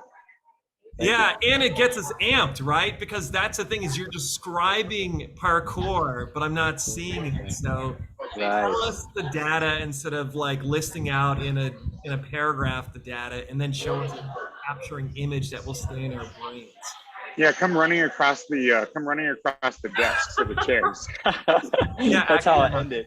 And with that, ladies and good gentlemen, kick flip and then you know an ollie and all that. Yeah. Yeah. But yeah, I think you know your information, you know what you're asking for, you have good, you know what you need to do. I think it's just getting that excitement about it. And I'll share an example. One of the winners of one of our pitch competitions, she was very passionate as a fashion thing. And one of my buddies, after I was like, why'd you pick her? He goes, because when I asked her, what about the other competitors? She goes, they all fucking suck. And like, just like that, like honesty was like, he was like, that's why I was like, she wins, you know, she cares. Yeah, we were just talking about it in Peter's class, but it wasn't, you know, the idea was not that, oh, I'm so much better. The reason she said they suck is because they're not getting it. Like, you know, I'm so excited about this. So her enthusiasm was infectious. You know, it felt like she's coming out of the screen and being like, ah, yes. Yeah. So you got it. You got all the ingredients. Just be yourself. Awesome job. You had a great rhythm. You have all the ingredients. So you killed it. Thank you. I tried to take a breath every now and again. That was super helpful. Nice. Very, very good job. All right. Who is next? We are next. Great. Okay. Can you see my screen? Looks like it says, oh, there we go. Geo. Okay. Great. Okay. Yes. Do you constantly worry that you will miss your stop while traveling, or do you wish there was a ready-made itinerary for visiting a new city? I travel a lot and wonder if I could share the wonders that I have come across. With GeoTarget's location-based triggers, your travel can become stress-free. The customized location-based triggers will notify you when your destination is nearby. Missing out your stop can be frustrating. You can personalize your map by including your grocery list, places to visit, photo ops, and a picturesque location. You can also sell customizable maps to people. It's user-friendly and protects what is most important to us, our client, which is you. We have competitors, but they are scattered, and our app is one platform for all. We have a broad spectrum of users and target audience, and our app helps each one of them. Initially, we plan to get our product out there, hence we will work on different stages of testing to gain trust and establish our users. followed by improvement and research to integrate web and eventually AI. Our goal is to include different platforms, hence slowly, we plan on introducing it on Android and iOS, and then web and AI. We have projected to reach 100K users by the end of third year. We expect there to be two types of users, the tourists and the residents. Based on the user type, we are offering different payment plans. Our monthly operating costs include storage, user experience, marketing, and research investment on research and development of the app. Based upon our app usage and expenditure, we have projected to gain profit by the end of 36th month. Our break even will be between 30th and 36th month. Therefore, to get our app out there, we need $41,000, in which we will launch our product on iOS and Android platform with full functionality. Thank you. Great job. Also, I mean, this is excellent. I would also have a closing screen. Thank you. For more information, please reach out. You kind of rushed a lot of the information, and I'll let Carl sort of talk about how to compartmentalize it into a better beat so people can absorb it. But the one thing, I love how you started with the question, and I will say, start with the question and then wait. Because whenever you ask someone a question, you have to let them formulate what they're thinking to answer it before you say what you're doing. So that's my only feedback. Carl? You're stealing my thunder, Peter. You got great instincts. So yeah, exactly what he said. So if I ask you a question, what was your question? Have you ever slept on a train ride, and do you wish that there was an ready-made itinerary for a city where you visited? Okay, so when you ask that, can you ask me that me? Right? But you're saying it to everybody else. Really ask, and you don't know how I'm going to answer. Sincerely, hey, have you ever? Have you ever? And then say the thing, right? And then you're waiting, and you're looking at the audience. So you're going to be live, right? So when you ask that question, you can pick. Do you guys know this about presenting, the whole rule where you look a little bit over people's heads and you kind of mildly hold eye contact for about 2 seconds and then go to the next? I don't know if you've ever been coached on that kind of stuff, but okay, there's all these techniques for it, but you basically can gently hold eye contact for 2 seconds. When you scan the room, you slightly hold focus above people's head. There's actual hold, strategies about it, right? And so you can actually make eye contact with a couple people, connect with them. You have that beautiful human connection, and be ask them sincerely, have you ever wanted that? And then if someone's uncomfortable, that's okay. They can be uncomfortable. You just ask them a question. And then you can go, well, and then you give the solution, and you kind of give that solution as if and if people say no, or you get no response, you can have a lightness of almost humor that there was no response. And if people give you a response, then you can appreciate it. You know what I mean? So in any case, you flow with that response. I don't know if I'm getting too in the weeds on that one, but that's kind of, it's fun, right? It's like an art form. It's really cool, right? That beautiful human interaction, and almost dealing with that, whatever you're given, you can roll with. The rest of it, take your time. Your stuff is great. You have a great natural kind of rhythm to your speech, except for you're going a little bit fast. And so it was hard for me to keep up with what you were saying. And so do you hear how I'm now slowing it down? And I'm checking in with you to see, not because I think you're dumb, but because I think you're smart. And I just want to make sure, hey, are we in on this together? That's how you're actually thinking of the audience, as opposed to didactically lecturing someone. So right now, I'm talking to you as if we're having a personal conversation. That's how you're talking to the audience. I think the mistakes, have any of you had boring teachers where they talk to you like this and then they go into a routine and it feels like, Peter's laughing, and it feels like, you know, they've done this 400 times, been doing this for 10 years, they're on autopilot and they're just kind of rattling off information that, you know, that they're experts in? That's what you want to avoid. How you can break that up is slow down the rhythm and actually genuinely check in. So sometimes you can actually look at your audience and kind of be like, are you guys getting this? Does that make sense? When you do that, just like you're having a personal conversation, but you're talking to the 40 people in the audience or whatever, and you're checking in because you genuinely want to be like, hey, is this making sense to you? And if it's not, then maybe I'll slow down, whatever. So does that make sense as far as the, yeah, cool. Okay, then the other, so that's the like verbal component. The other component, it's similar, it's not quite to the same extent, but I think there's some of the slides are just a little bit text heavy. There was one where you had a chart and it was like super, yeah, that one. This one is so overwhelming. So I think it's great, but maybe you just might want to address at the beginning, like, I know this is a lot of information, here's the takeaway, right? If you say that, then it gives me, because I was honestly, this is my instincts as someone, I'm kind of like I want to get it, right? When I see this slide, I'm like, oh crap, how much time do I have to like read this and get what the takeaway is? If you at the offset say, this is a lot of information, basically the takeaway is, you know, in 3 years, this is going to happen, then I can relax and kind of piecemeal look at certain things and I get the general idea without feeling that anxiety if I have to read every slide and get the picture, figure it out myself. Does that make sense? That goes for all of you. So those are kind of my big feedback for you. You did a great job though.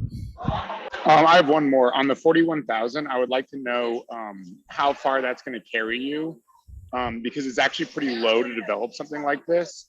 So like you're saying 41,000, that, and I would say, you know, on the goal-oriented, 41,000 gets us to 12 months. It's, you know, we need 41,000 to get to the 12th month of development. At that point, we'll have to raise more money, or we'll have enough users that we're self-sustaining or whatever. Because 41,000 to build something like this is very cheap, and that's great if you can do it. But as an investor, I might be like, she's going to need more money than that, or they're going to need more money than that. And they don't know that, and they're asking for too little. And it's not bad to ask for too little, but it's important to understand that, like, tell me how far that's going to make it on your plan, because the last thing I want you to do is call me up at month 4 and say, hey, that 41,000 that I said was going to make it to 12 doesn't make it.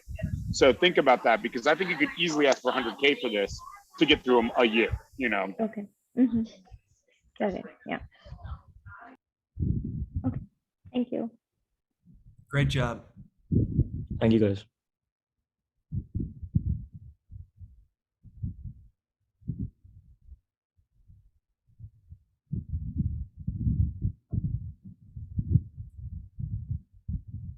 Let's see, who's next?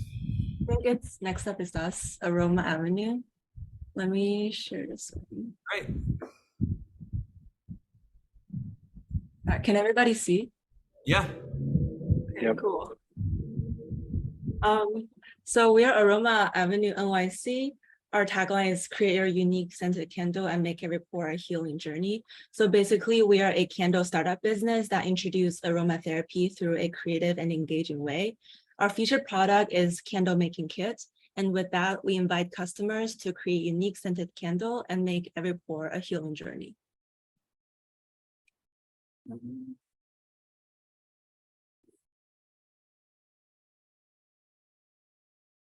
Is the slide not slipping? Is it still the cover slide for you guys? It's still the cover slide, yeah. I'm sorry. No, you're just be graceful, just flow with it. If this happens, it's okay. And you know.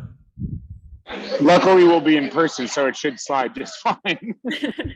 Yeah. I thought you were being very dramatic and holding the pause for dramatic effect for a second. Yeah, that's the dramatic moment.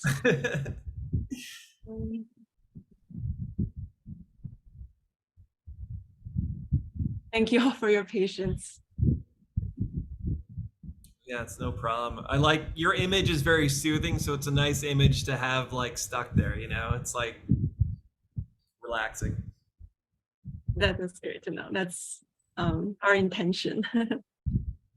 Let's try it again.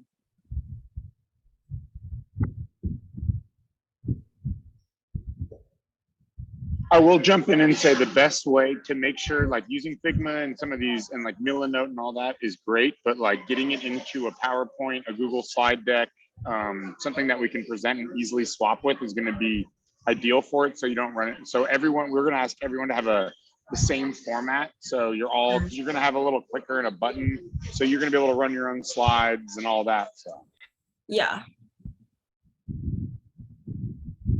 Yeah, next time for the official presentation, we'll definitely export it out as a PDF. But for today, I think I'll just scroll through because just in case it gets stuck again. That's good. We can start it over too, so that you can get the timing down to see if you can do it in like around 4 minutes as well. Okay, great. Okay, cool. Hello, we are Aroma Avenue, New York City. We are a candle startup business that introduced aromatherapy through a creative and engaging way. Our featured product is candle making kits. And with that, we invite customers to create unique scented candle and make every pour a healing journey.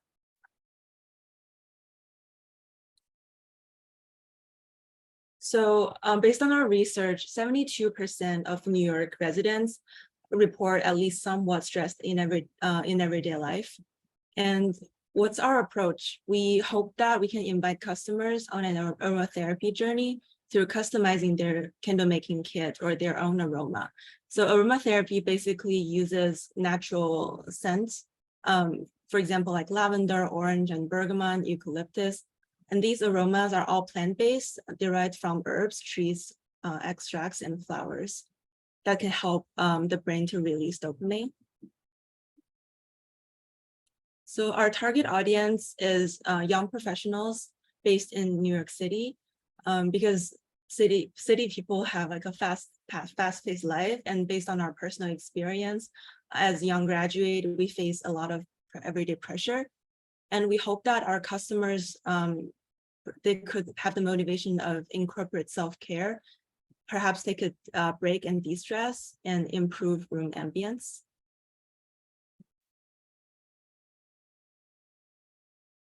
So young professionals like us enjoy products that tailors to our personal taste. And we like things that are fun and unique. So that's why we want to incorporate this customization aspect in the shopping experience. So first step, customers will be able to pick their core scent. And then second step, they'll be able to pick their acro scent to complement to make it very personalized. And then finally, they'll be able to pick their cup candle vessel as well. As for our products, we have two lines of product. The first one is the sample candle set. We'll have 4 1-ounce candle. And then the second one is the candle making kits. The sample, so we have 4 signature scents, which will be featured in our candle set. So if people are curious about like our scent, they can purchase that. And if they want to customize their own candle, they can purchase our kits with our easy to follow instructions and everything they need to make their own candle at home.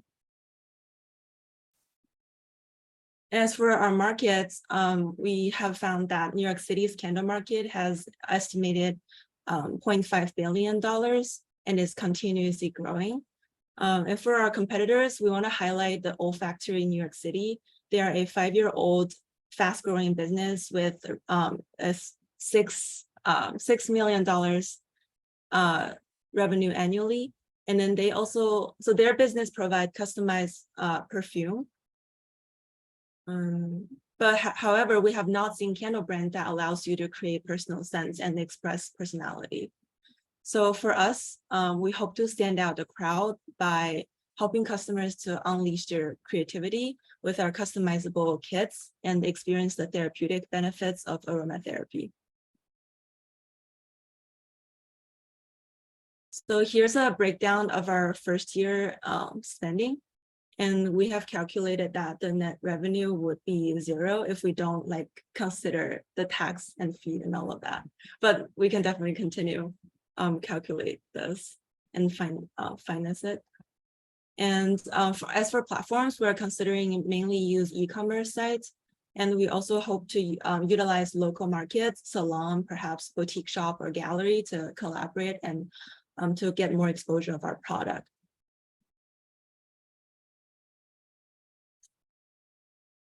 As for our key milestone and growth, we plan to launch the product this year, and in 2 years, we are expecting revenue growth after securing deals at a trade show. So as the business continues to grow, we'll partner with factories to increase our production output. And as we have a more established business model, we plan to seek for investors and collaborations to expand our business.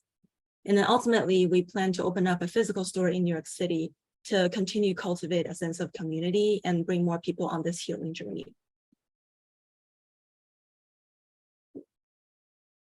And we'd like to ask $100 million at 20% equity in return. And this is based on our spending analysis in our pie chart. And for partnership and collaboration, we are considering home decor and lifestyle brands, perhaps owner of local spa and salon, gallery and bookstore, collaboration to bring us more exposures. And this is our team. Do you want to go through this? I don't know if we're out of time or we have time to. So we are 3 This is a great way to closing with the team. Okay. Yeah, so we are 3 Pratt alums, and in the real presentation, we'll definitely like introduce ourselves here. Do what you do in the real presentation right now. Okay. I don't know if my teammate wants to speak up, or I can. Then you speak. Just finish. I think it's yeah. Just close. All right. Cool. So thank you everyone for listening to our presentation, and let's connect. And this is our email. Cool. Thank you very much. Nice to see Rocky again. All right, so let's start. I would not say that you're a $0.5 billion business in New York. I'd call it a $500 million, market, because 0.5 billion sounds really weird. So I'd say 500 million. And then I also would not tell me that you don't need to read to me that olfactory is a $6 million annual business. I can read that already. So you can say, if you see olfactory's revenue, we believe we can do something similar, use that as a reference and a comparable. So don't read to me what's on the slide, but I can read very quickly. Can we go to your up and to the right graph? So yeah, do not tell me you're going to be 0 net revenue your first year. That's understandable because you're in a growing year, but like you literally were like, so by the way, we're not going to make any money. That's fine. But then you're like, and we want $100,000. So if you're going to say we need $100,000, tell me when you're going to reach the point that $100,000, like keep going. So your next slide. So if you're going to be at $1 million in annual revenue by 2027, and I'm going to give you $100,000 in 2023, it doesn't make a lot of sense for that. That investment growth potential doesn't make a ton of sense for me as an investor. So like, how much would you want to raise on crowdfunding?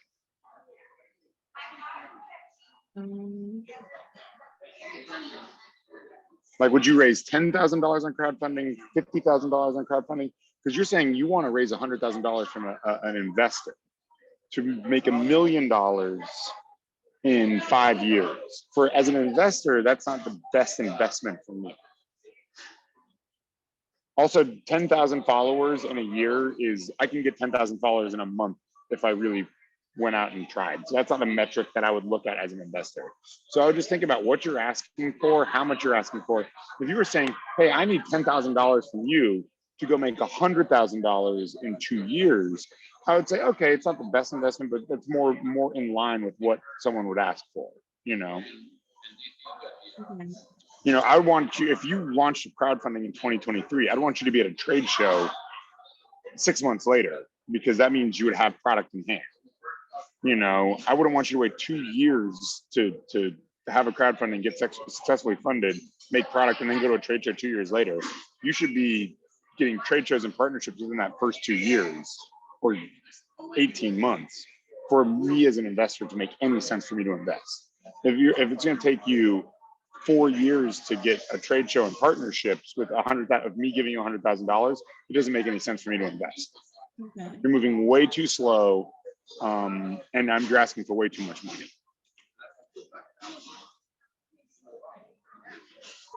Yeah, I think that totally makes sense. Carl? Yeah, so basically be more ambitious, believe in yourself, you got a good thing. So what Peter said, the big things for me is you have a beautiful presentation style, you have great pacing, and you also have like a really nice cadence where you punch words naturally. I don't even know, are you aware of that? So you just like, when you're speaking, you actually like punctuate the words that you want to emphasize. So you might do it naturally, but it's really good. In acting, when we're breaking down a script, we actually underline what are the key words that you drive through the sentence. You know, I might be getting too in the weeds on this one, but you do that naturally. So that's a wonderful thing. You have great presentation cadence. I would love to see a mock-up of the product. Do you think that that's doable by the time that you present?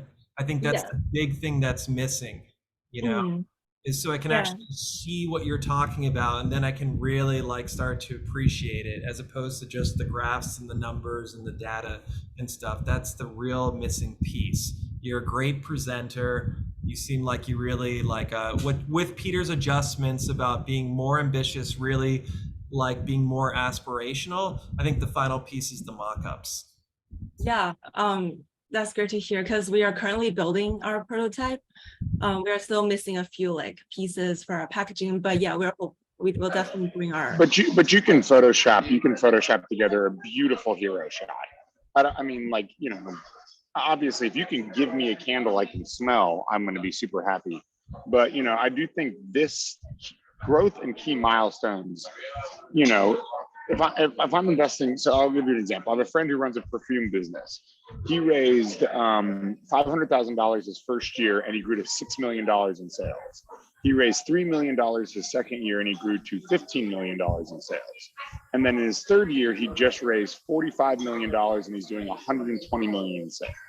So like, that's what investors are looking for, sort of in investment, you know, like that's seed, Series A, Series B growth.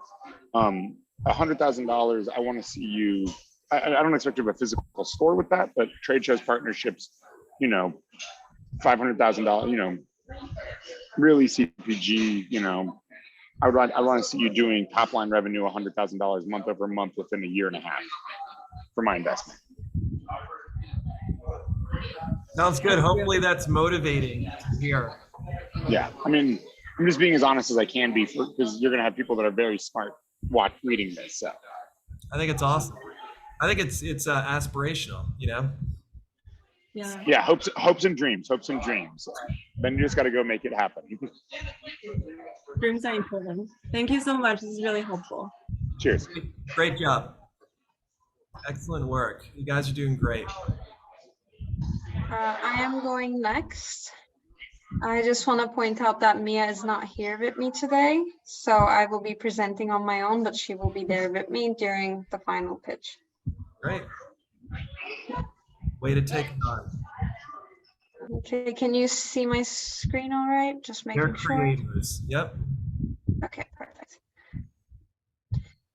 Hello, everyone. I am Paris Mkubek with Dear Creators, and we are creating a social networking platform that empowers creatives by giving them opportunities to collaborate and have financial and social opportunities also.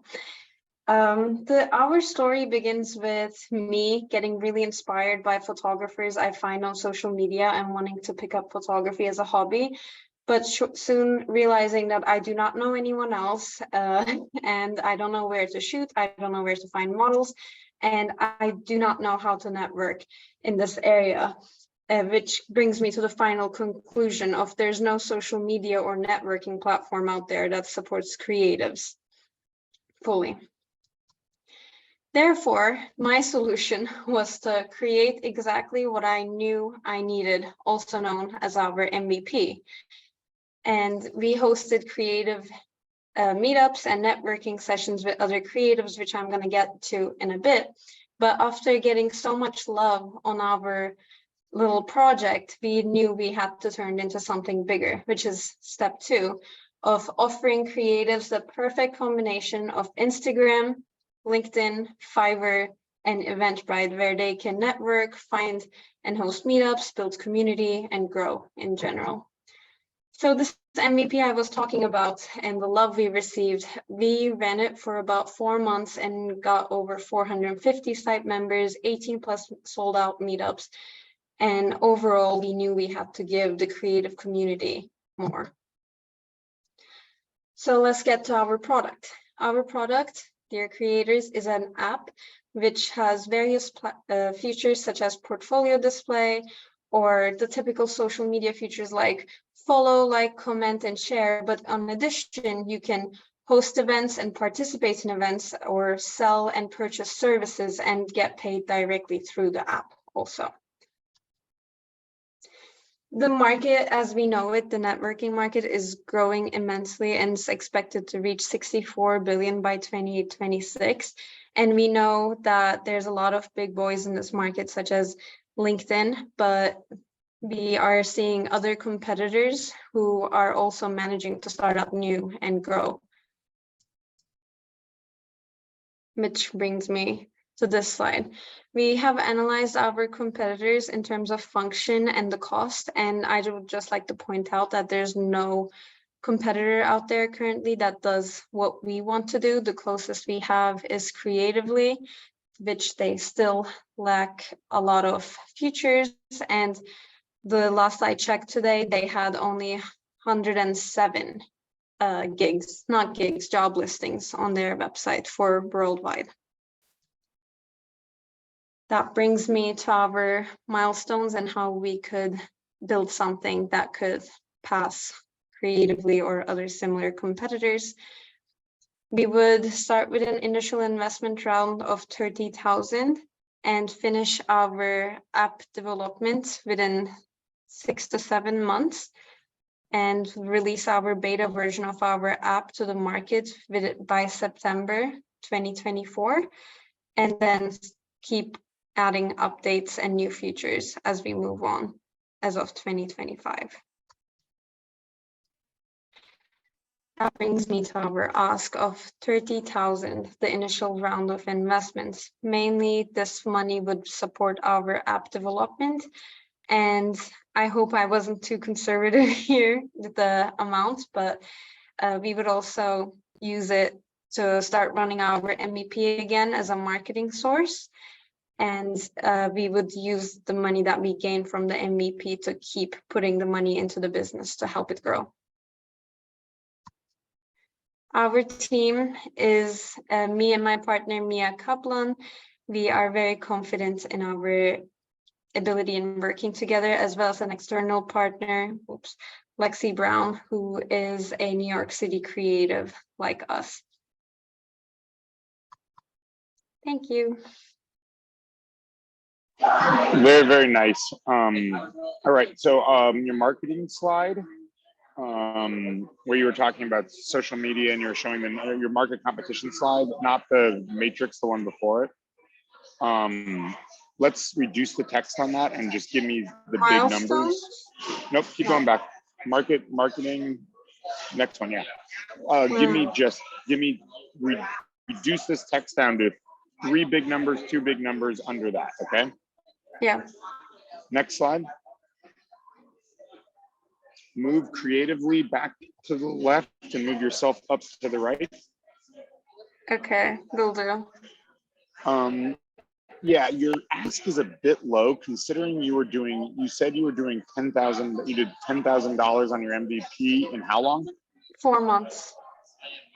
Okay, so do you think you could do $10,000 a month on that same MVP model? Yes, we could, if okay, we are fully focused on that. Yeah, so I mean that brings me to that you can do $120,000 in a year if you focused on it. So, you know, I would say using the MVP model and building the app gives me 2 streams of revenue and gives me more exposure to the market. So it proves traction, it finds users. So I would say what we need is 80 or 100 or $150,000.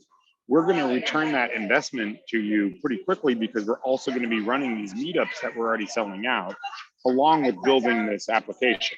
You know, that's for me. Like, if I was an investor, I'd say, don't give up your cash cow to go build something else.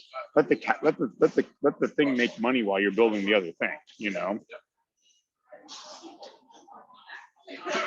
Yeah, makes sense. That was definitely a thought of mine that I wanted to explore. Yeah, I mean, if you could run your meetups, that's going to also help because that gives you beta testers. So, you know, I would say, hey, look at all this traction we have. Look at all these people we have signed up. You know, we're doing $10,000 a month right now just in getting people to talk about this. We're creating a solution for them. You know, give me 100K. I'll return that equity or whatever investment very quickly to you because I'm already cash flow positive and I have users. Mm-hmm. Carl? Yeah, and I guess what I would add is just 2 things. Is one, your opening mission statement. I don't know if it's because you were nervous, but you said it as if it was your first time reading it. So yeah, you know, I didn't want to read it, and then I messed up with the sentence structure. No judgment, but I'm just saying, like, you know, it might be because you're used to your partner doing that part or whatever it is, but you just want to. You know, just to say whatever the catchphrase is or the pitch, like pretty fluidly, pretty seamlessly, and say it with confidence, right? Because you believe in it, because that's, you know, hopefully that's part of your why, you know, when we talked about the why. So when you're saying your why, you don't want to like throw in, like, I think you even threw in a qualifier at the end where you're like, da da da da da, or something like, you know, and then you dropped and said kind of like a sidebar thing. So like, hopefully, yeah, you said like, yeah, hopefully. Yeah, that's what it was. Thank you, Peter. Hopefully you threw in something a qualifier. Like that. And so, you know, you want to like draw, you know, when you say something affirmatively, this is like an actual, like, I'm getting technical for a second, but you drive through the sentence, right? So you, like, when I want to make a point, then I make a point and drive through it. You know, it doesn't have to be aggressive, but you just end it like that. So that's a little tip there. The other thing is I'm getting excited about like meeting other people and like, you know, being at one of your social gatherings. I'd love to see some images of that. Like if you have any images, even if it's just stock footage of like people having a good time, you know, like connecting, then, you know, blow those up, a full screen of it, you know what I mean? So the text is in there, maybe in like a dark color or not, whatever, in a light color, but like really blow. Yeah, so I can barely see that. So I'd love to see that full screen image so I feel like I'm in the party with you guys. Yeah. And I've had you present to me multiple times, and I think this is, I guess you can't do crowdfunding, but I know that it's late where you are and you're tired. So, you know, you and me together work off each other well. So bring that excitement as well. Make me excited to want to invest in you. Remember, you cannot fake enthusiasm. If you're enthusiastic about this, I'll feel that. And then I'll be like, I'm enthusiastic for these people that want to go build this creative network, you know? So. But great job. 100%. Excellent job. You guys are all killing it. It's really awesome to see how you guys have evolved and really stepped up. Yeah, I'll make those improvements. Thank you for the feedback. Excellent work. Let's see, who's next? Me. Are you nervous? I'm excited. There we go. I'm not nervous. I'm excited. I love it. Here we go. We're with. So let me take your faces from the. Now here we go. So this is art honoring, and I want to start saying my story. So basically, I was always an animal lover. And I grew up with having a multiple type of pets, from just normal cats and dogs to guinea pigs, ducks and chickens. But one of my biggest losses with all this love that I have was 3 dogs that I have in my life. They were taken by animal control, and I was left with no memory, no one to tell me and validate my feelings, just myself. And I remember I ran to my house and wrote a beautiful poem for them, just saying how angry I was for what happened and honoring their existence.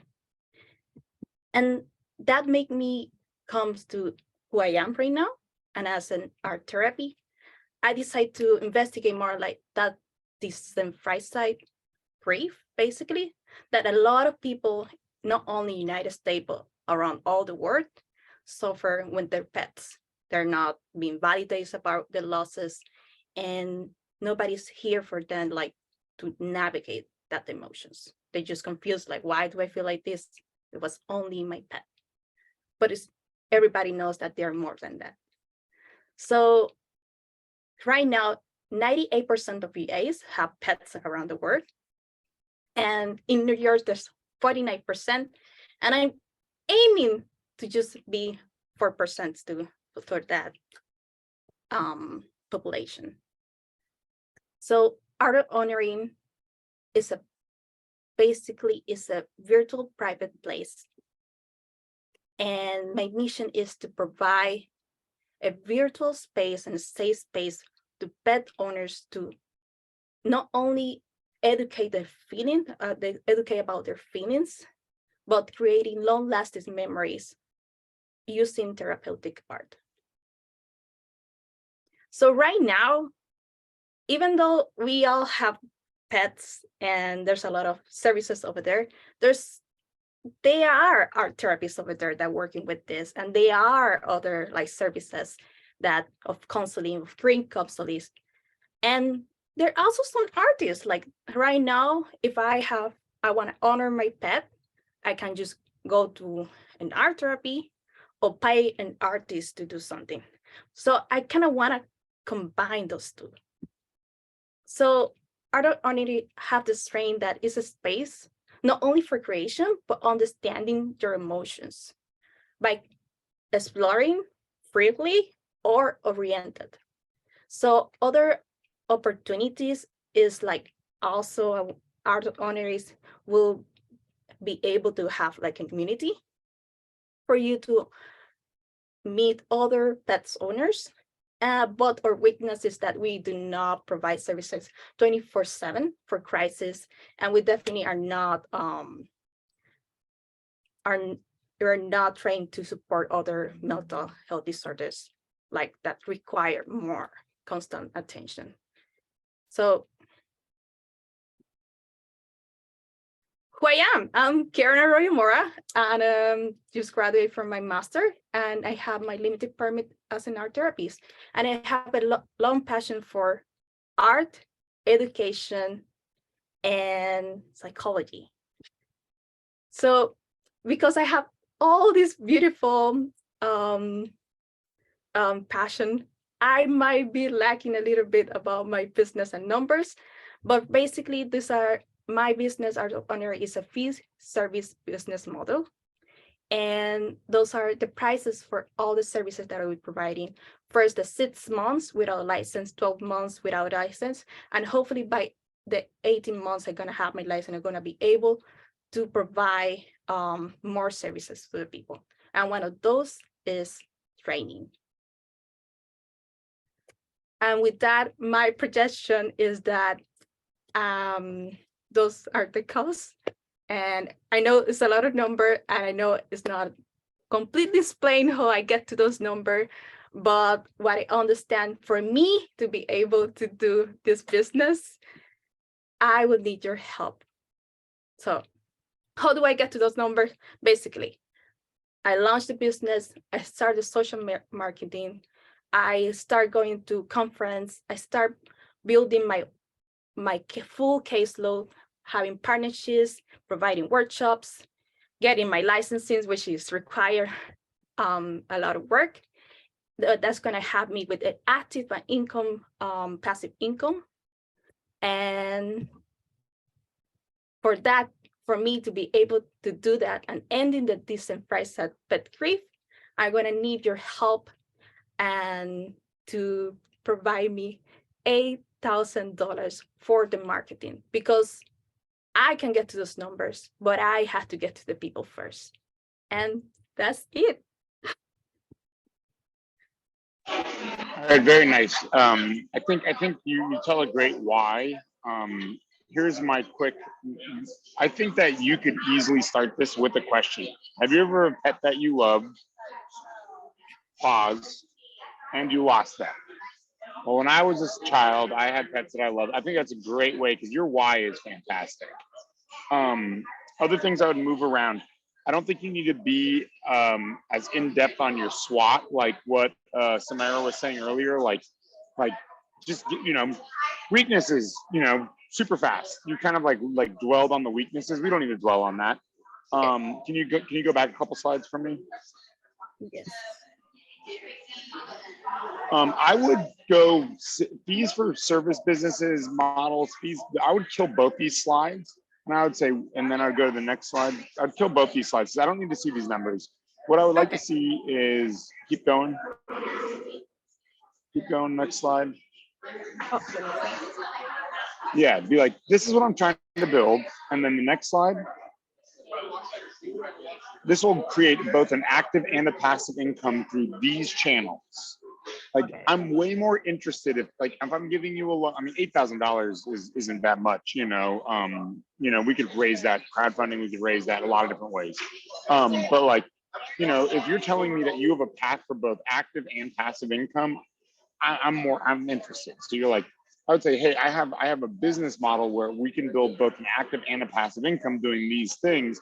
And all I'm really seeking is, I'd make it 10, sounds a little better, is $10,000 to start advertising, how much does it cost to get your licenses? My licenses, 400. Wow, cheap. And are you seeking investment? Or are you seeking a loan?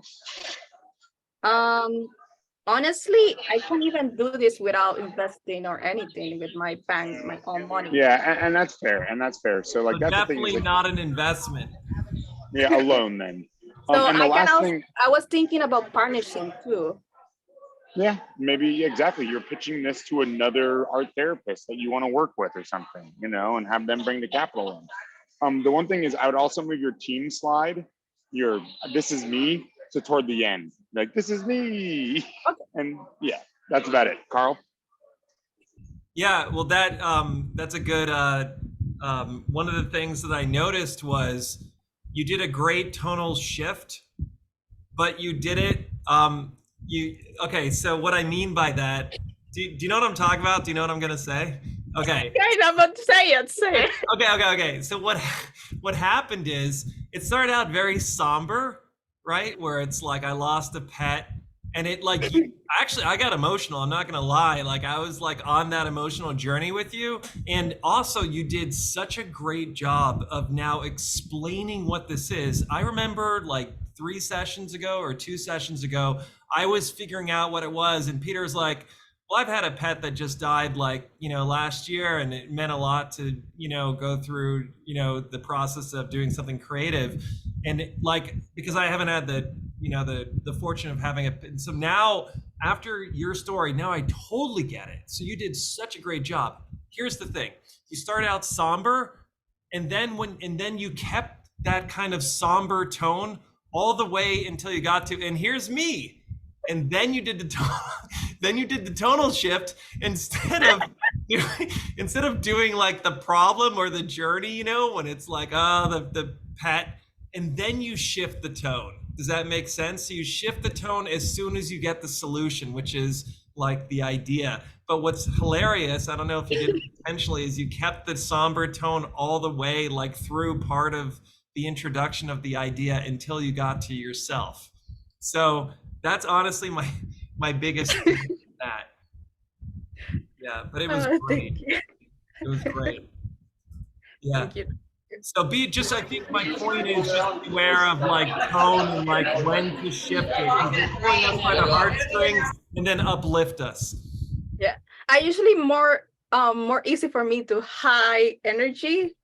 So I know I can speak very fast. So the beginning part was me forcing me to be in a it worked. Well, with the story, and then it reached to me like, oh, I get into finance. Yeah. Then shift gears. You did great though. You had me. Like I was emotionally with you, sincerely. Yeah, it was great. Good. That's exactly what I'm looking for. Okay. Good job. What do we got?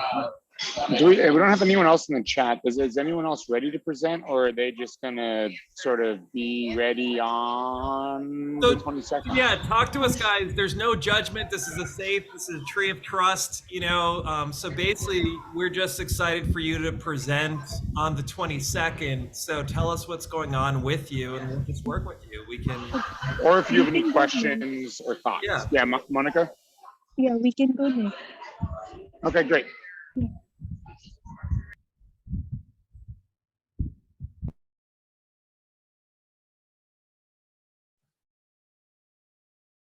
I have a question. I need 1 second to join it from my computer. Okay. And who had a question? I'm sorry, did someone have a question? I win? Yes, because we just had a class this night and not prepared for the rehearsal. Can we make an appointment next Friday afternoon? I don't think he's there on Friday, Wednesday or Thursday, Carl, right? I can do a Zoom appointment on. Yeah, Zoom on Friday afternoon.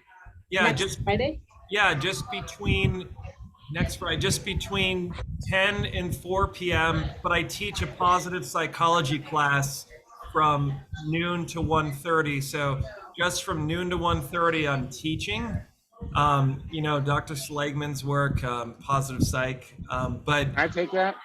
Yeah, yeah, man, it's the best. It makes me feel good just like working on it. And you know what I'm talking about, Karen, right? With like, you know, like all that stuff. We use CBT and, you know, cognitive reframing. But anyway, sorry. So between 10 and 4, not 12 to 1:30. Email me some times and we will definitely meet. I'd love to. Thank you. I email you now. Thanks. Wonderful. Monica, are you ready or do you need some more time? There was just 2 minutes. It's taking time to reconnect it. You bet. Now we know, Alia, you're sick, but you're planning on still presenting on the 22nd, obviously, right? And we can always meet as well. Carl, are we setting the order, or are we gonna put a like everyone can sign up for the order they want to be in? How are we planning on setting the order and all of that? Did you get my text? Because I just texted you that. So. Oh yeah, literally, Peter. I like it. We're in sync here. Yeah. So basically, so I think we can put out a Google sheet that people can say, hey, you know, and if someone I mean, I set the orders in our classes because it just is easier than letting people pick where they want to be. But for something like this, I think people can kind of choose if they feel more comfortable being first. I mean, I'm the kind of guy that wants to go first and get it over with. Get it over some with. People, some people like to be, you know, like to finish at the end. So I think that we sent out a Google sheet. My last question is, when do we want them to have their decks in by? So we can maybe share with the judges ahead of time. Yeah, let's see. So Thursday? Yeah, if it's on let's make it close because the judges don't need that much time, but I think that gives them like at least a full day to be able to like all of Friday, the 21st to look through it. Yeah. So how about Thursday by 5 o'clock? So the 20th by 5 o'clock. Does that sound good, guys? You said the 20th by 5 o'clock? Yeah, so Thursday, April 20th by 5 p.m., end of day on Thursday, because then they have all Thursday night and all of Friday. Yeah, and that works. it's helpful to provide the judges that allow them to look at what you guys are talking about, so they have a little more context, so they're not just kind of being like having to absorb everything immediately, you know? Right. Deck at 5 p.m. on the 20th. Perfect. Everyone put that in your calendars. Thursday, Yes. April 20th, 5 p.m. Send the pitch decks to us. Great. We'll put it out. We'll put it out with the Google Sheet sign up as well, right? With Oz. Yeah. Of course, yeah. Great. Okay, I can share my screen. Okay, great.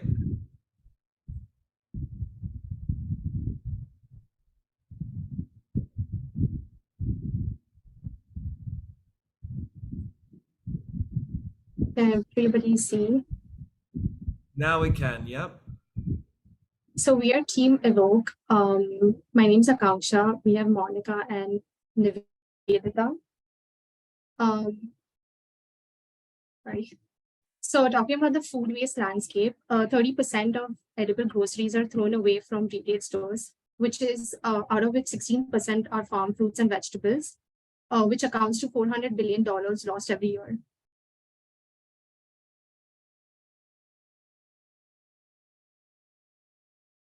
I don't know why it's not going next.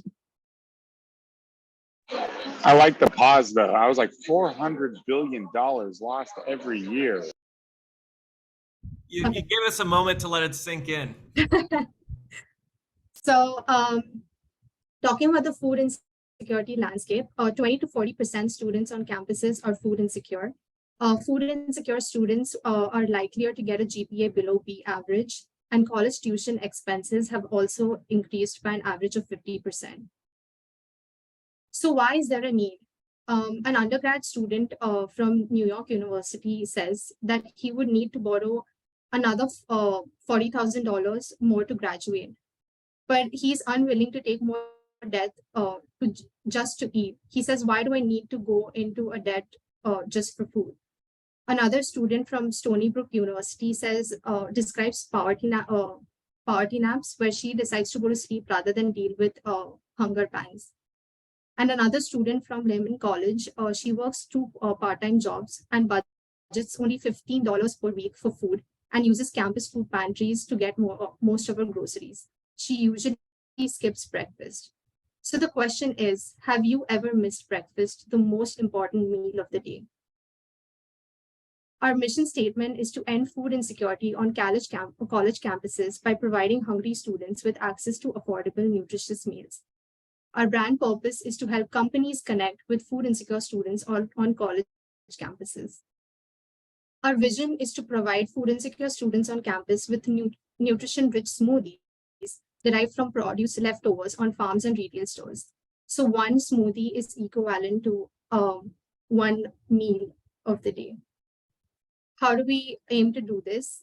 Students will access through the Pratt app and will access this on campus. Our sourcing is from farms and stores to any imperfect foods or any produce that has not been sold, technically, if any leftover from Pratt campus with if the smoothies don't get sold off or they're not used, will be converted into compost that be given back to the farms and farmers who sold us during sourcing, creating a circular economy. Our minimum viable product is we'll be sourcing it from farms and stores to create a blend of nutrient-rich smoothies, and we'll sell it on Pratt Manhattan campus for about $6.50. Our competitive edge is a nutritional value, where providing these students with access to nutritious rich smoothies that forms a complete meal. It's going to be affordable, convenient, and delicious. And it'll be made from produce leftover on farms and retail stores. Our budget for total phase 1 is, and phase 2, which is the soft launch, where we'll be testing the product. So the startup total would be $24,200. After that would be the operating costs, which is divided into fixed variable, which is a sum up of around $25,000. and the total would be $50,000. So the startup cost plus operating cost would be around $50,000. Thank you. So let's just invest in people, planet, and profit. Evoke looks forward in working with you. Excellent. I don't have a ton of comments about your pitch. I think the pitch is, I mean, a ton of comments about your deck. I think the deck is really good. You know, you know where you struggled a little bit to get through the content, so just practice that. But yeah, I've never heard the term poverty maps before. That was like super impactful, just hearing you that read out, like seeing that written. I think you could hit some of those notes about like how, I mean, when you said people get a B average, they were just talking about this in New York public schools, you know, and providing food for elementary and middle schools, and how right. students that aren't fed are worse students. Like, I think that you're kind of burying, I mean, I don't think you're burying the lead at all. I think you're hitting everything very well. I just think that there's a lot of very emotional things here that are important. But the only thing I would say is that you should target all Pratt campuses, and you should talk about expanding it into other schools. So give me that roadmap. Say, Right. after we test this on Pratt, we want to go to NYU, we want to go to Rutgers, we want to go to, you know, because this could be expanded so quickly once you have proof. And I think what Samara was talking about how she got the first thing done and then grew it, is a very important thing to sort of like target in this pitch. So Right. that's really all I had. Yeah. Okay, scalability.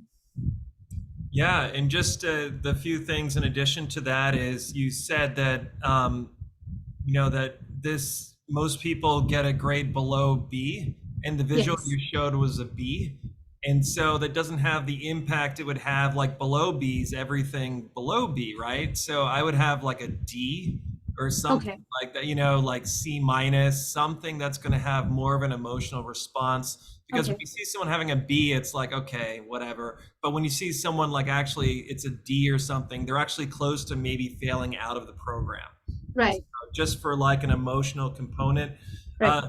The other thing, like Peter was saying, you know what blew me away was 40% of college students are food insecure.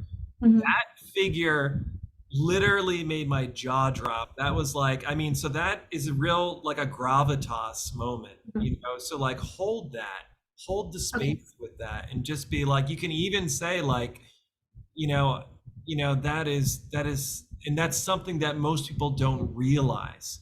And so I think maybe like an acknowledgement of like, I know that that's really hard to hear.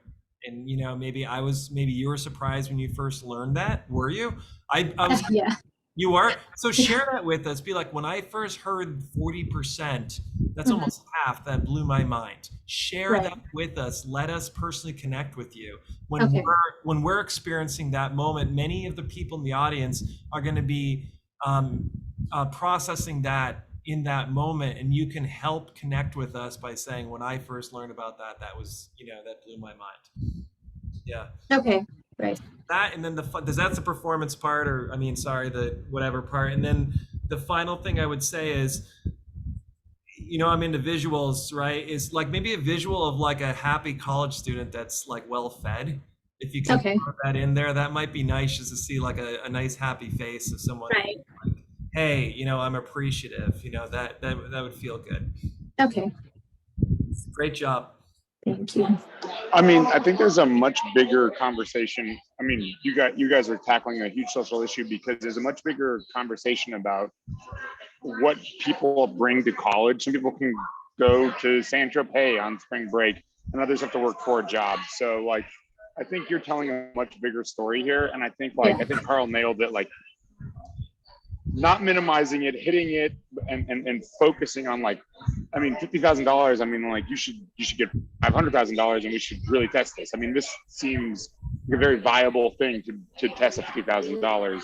I don't know if Pratt is the place to do it, because Pratt is not, if we don't support our students as much as I believe we should, but this is a problem that's endemic across higher education in many ways. So you guys are hitting it, and it's just getting it right.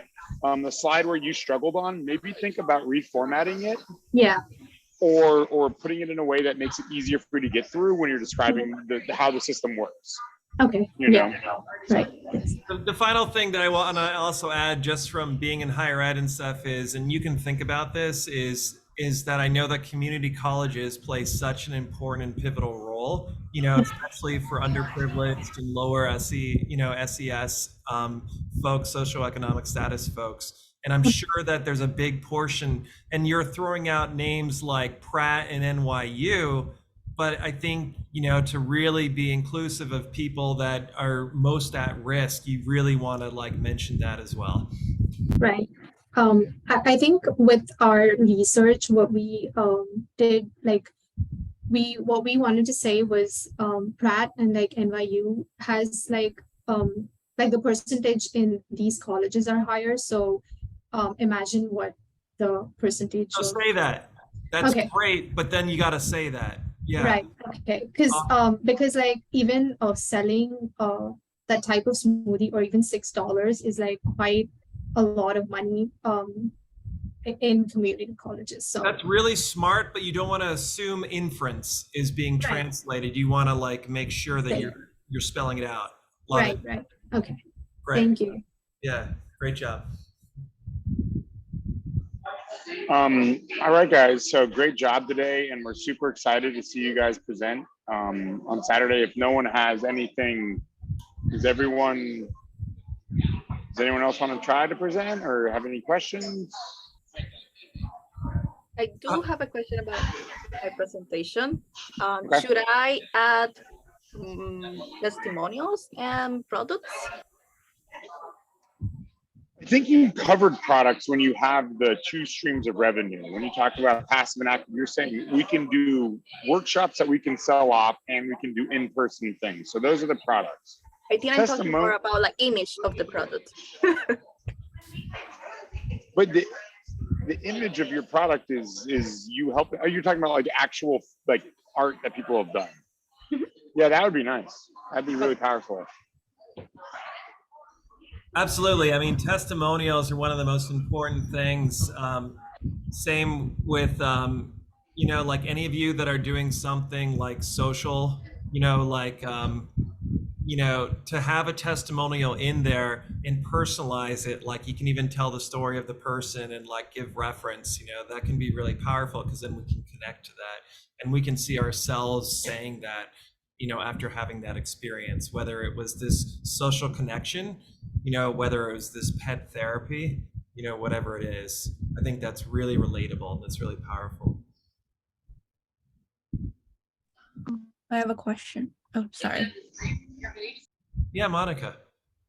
I'm wondering, like, what time will be our final presentation? Because on that day we have a class and we have a final presentations on other subjects too. Sorry, I didn't understand. I had trouble hearing what your question was.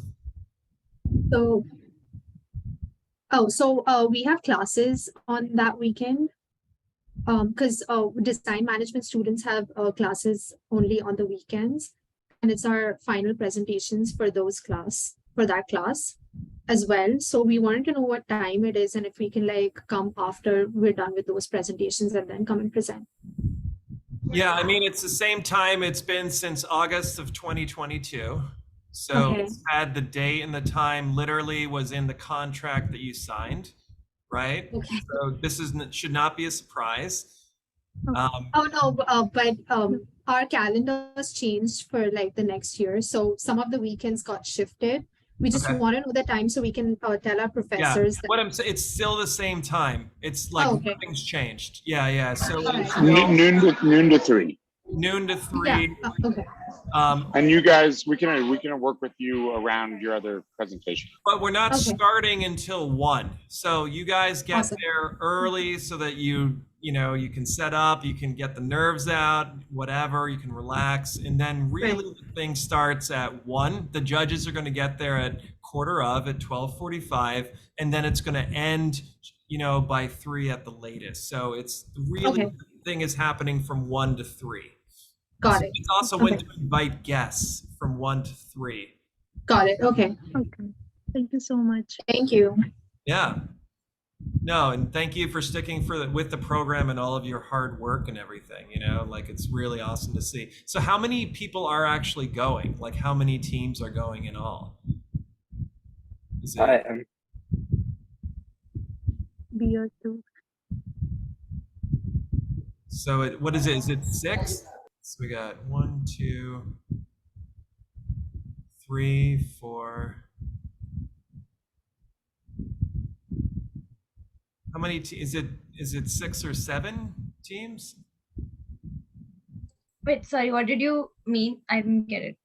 I'm just wondering what's the O's, can you help me out here? I feel like Yeah, I was also trying to count. I just we want to figure out exactly how many teams. I think the best thing to do is we'll send out the Google Sheet, because I know there's some people that aren't here today, and we'll just send the Google Sheet and be like, here are the time slots, sign up, and we'll kind of get an idea of who's going to be there on what time. Okay, great. Thanks, guys. Okay. Will we have 4 minutes to do our actual pitch too? Yes. Okay. Yep. So rehearse for 4 minutes. So you'll have 4 minutes to pitch, and then about 4 minutes or so, maybe less, to talk to the judges after, maybe 3 or 4 after. You know, so if the judges are really chatty, we'll try and cut them off at 4, and sometimes the judges will just be straight to the point and not really ask them any questions, so it'll be less than that. But that's just so that you know, the most you'll be up there is 4 minutes for your presentation and 4 for talking with the judges, but you're not going to talk that long. And we will provide you the judges' profiles so you kind of know who they are. And sorry. Oh, no, you go, Penny, you go ahead. If we send you our revised presentation like several days before the deadline, would you be able to take a look at it? 100%. Yeah, and then you know, I have lots of flexibility after 1:30 on Friday, other than my meeting that I made with one of you who wrote to me. So like I can also meet on, you know, that Friday, or we can go over stuff before then earlier. So just let me know, because that's the easiest way, rather than emailing feedback can be way more cumbersome, because it's like, on this slide, do this, and then, you know, maybe phrase it like that. And then, you know, it's so much easier where in like 3 minutes, you can be like, okay, so in this slide, you're kind of saying this, but I don't quite get it. What do you mean? And then you say, I mean this. And I'm like, oh, okay, cool. Maybe we can phrase it like that. That you just did in 2 minutes can take so much more time back and forth over an email. So if you can, make an appointment so we can, you know, kind of eliminate that. Same with when you send your portfolio out. It's a lot easier to go over portfolios over like 15 minutes than for me to go, slide 8, you said this. I spent so many hours doing like cover letters or applications where I'm like, on paragraph 3, you were saying this, what do you actually say? And then I have to wait for them to write back. And then I'm like, okay, you know, it's exhausting for everybody. So yeah, it's so much easier if you can just talk. All right, guys, is there any other questions? Can we oh my god, guess. Can my family come, basically? Hell yeah. Absolutely. Awesome. Absolutely. Bring support. We'd love to have it there. We'd love it. That'd be great.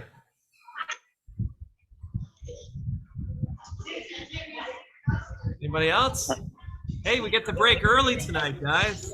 We finally did it. Good job, guys. 7 sessions. Woohoo.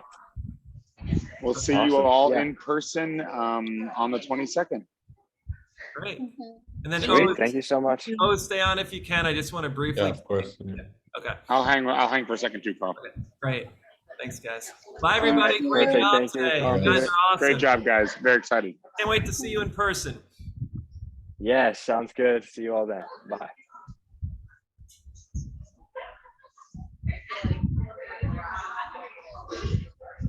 All right. We did it, guys. We made it. Did all 7 made it sessions. to the end. Almost. I mean, other than the ones we didn't see, everyone we saw looks great. They were awesome. Yeah, what a great group and great ideas and everything. It's going to be smaller, you know, it might only be 8 teams, but that's okay with me, you know, because it's small. Absolutely. I'd much rather have 8 great teams than 12 mediocre ones. The only pressure I feel is that that was the complaint from the vice president last year. Like, hey, but here's the thing. This is the last year we're doing it, so that pressure's off. Because if that's the feedback, we're like, first of all, I'm gonna actually introduce the program saying we started with 42 students and like 22 teams. And that these are the dedicated students that made it all the way through. Most people made it like about 2/3 through, but these guys went all the way. And so, congratulations to them. I'm going to lead with that so they know that it started with 42. This is the maximum. And the work is very high level. I mean, everything, there's not a single concept that I saw today that I don't think could be taken to the point where it could go get investment in some form, Yeah, 100%. Real quick, so O's, what I wanted to say is, I don't need like professional film. Oh wait, am I? Yeah, no, I would, because I was like, since stop filming. We Stop want recording. to film this thing. Like when I think about it, it's like it should look nice, and maybe you want to present it to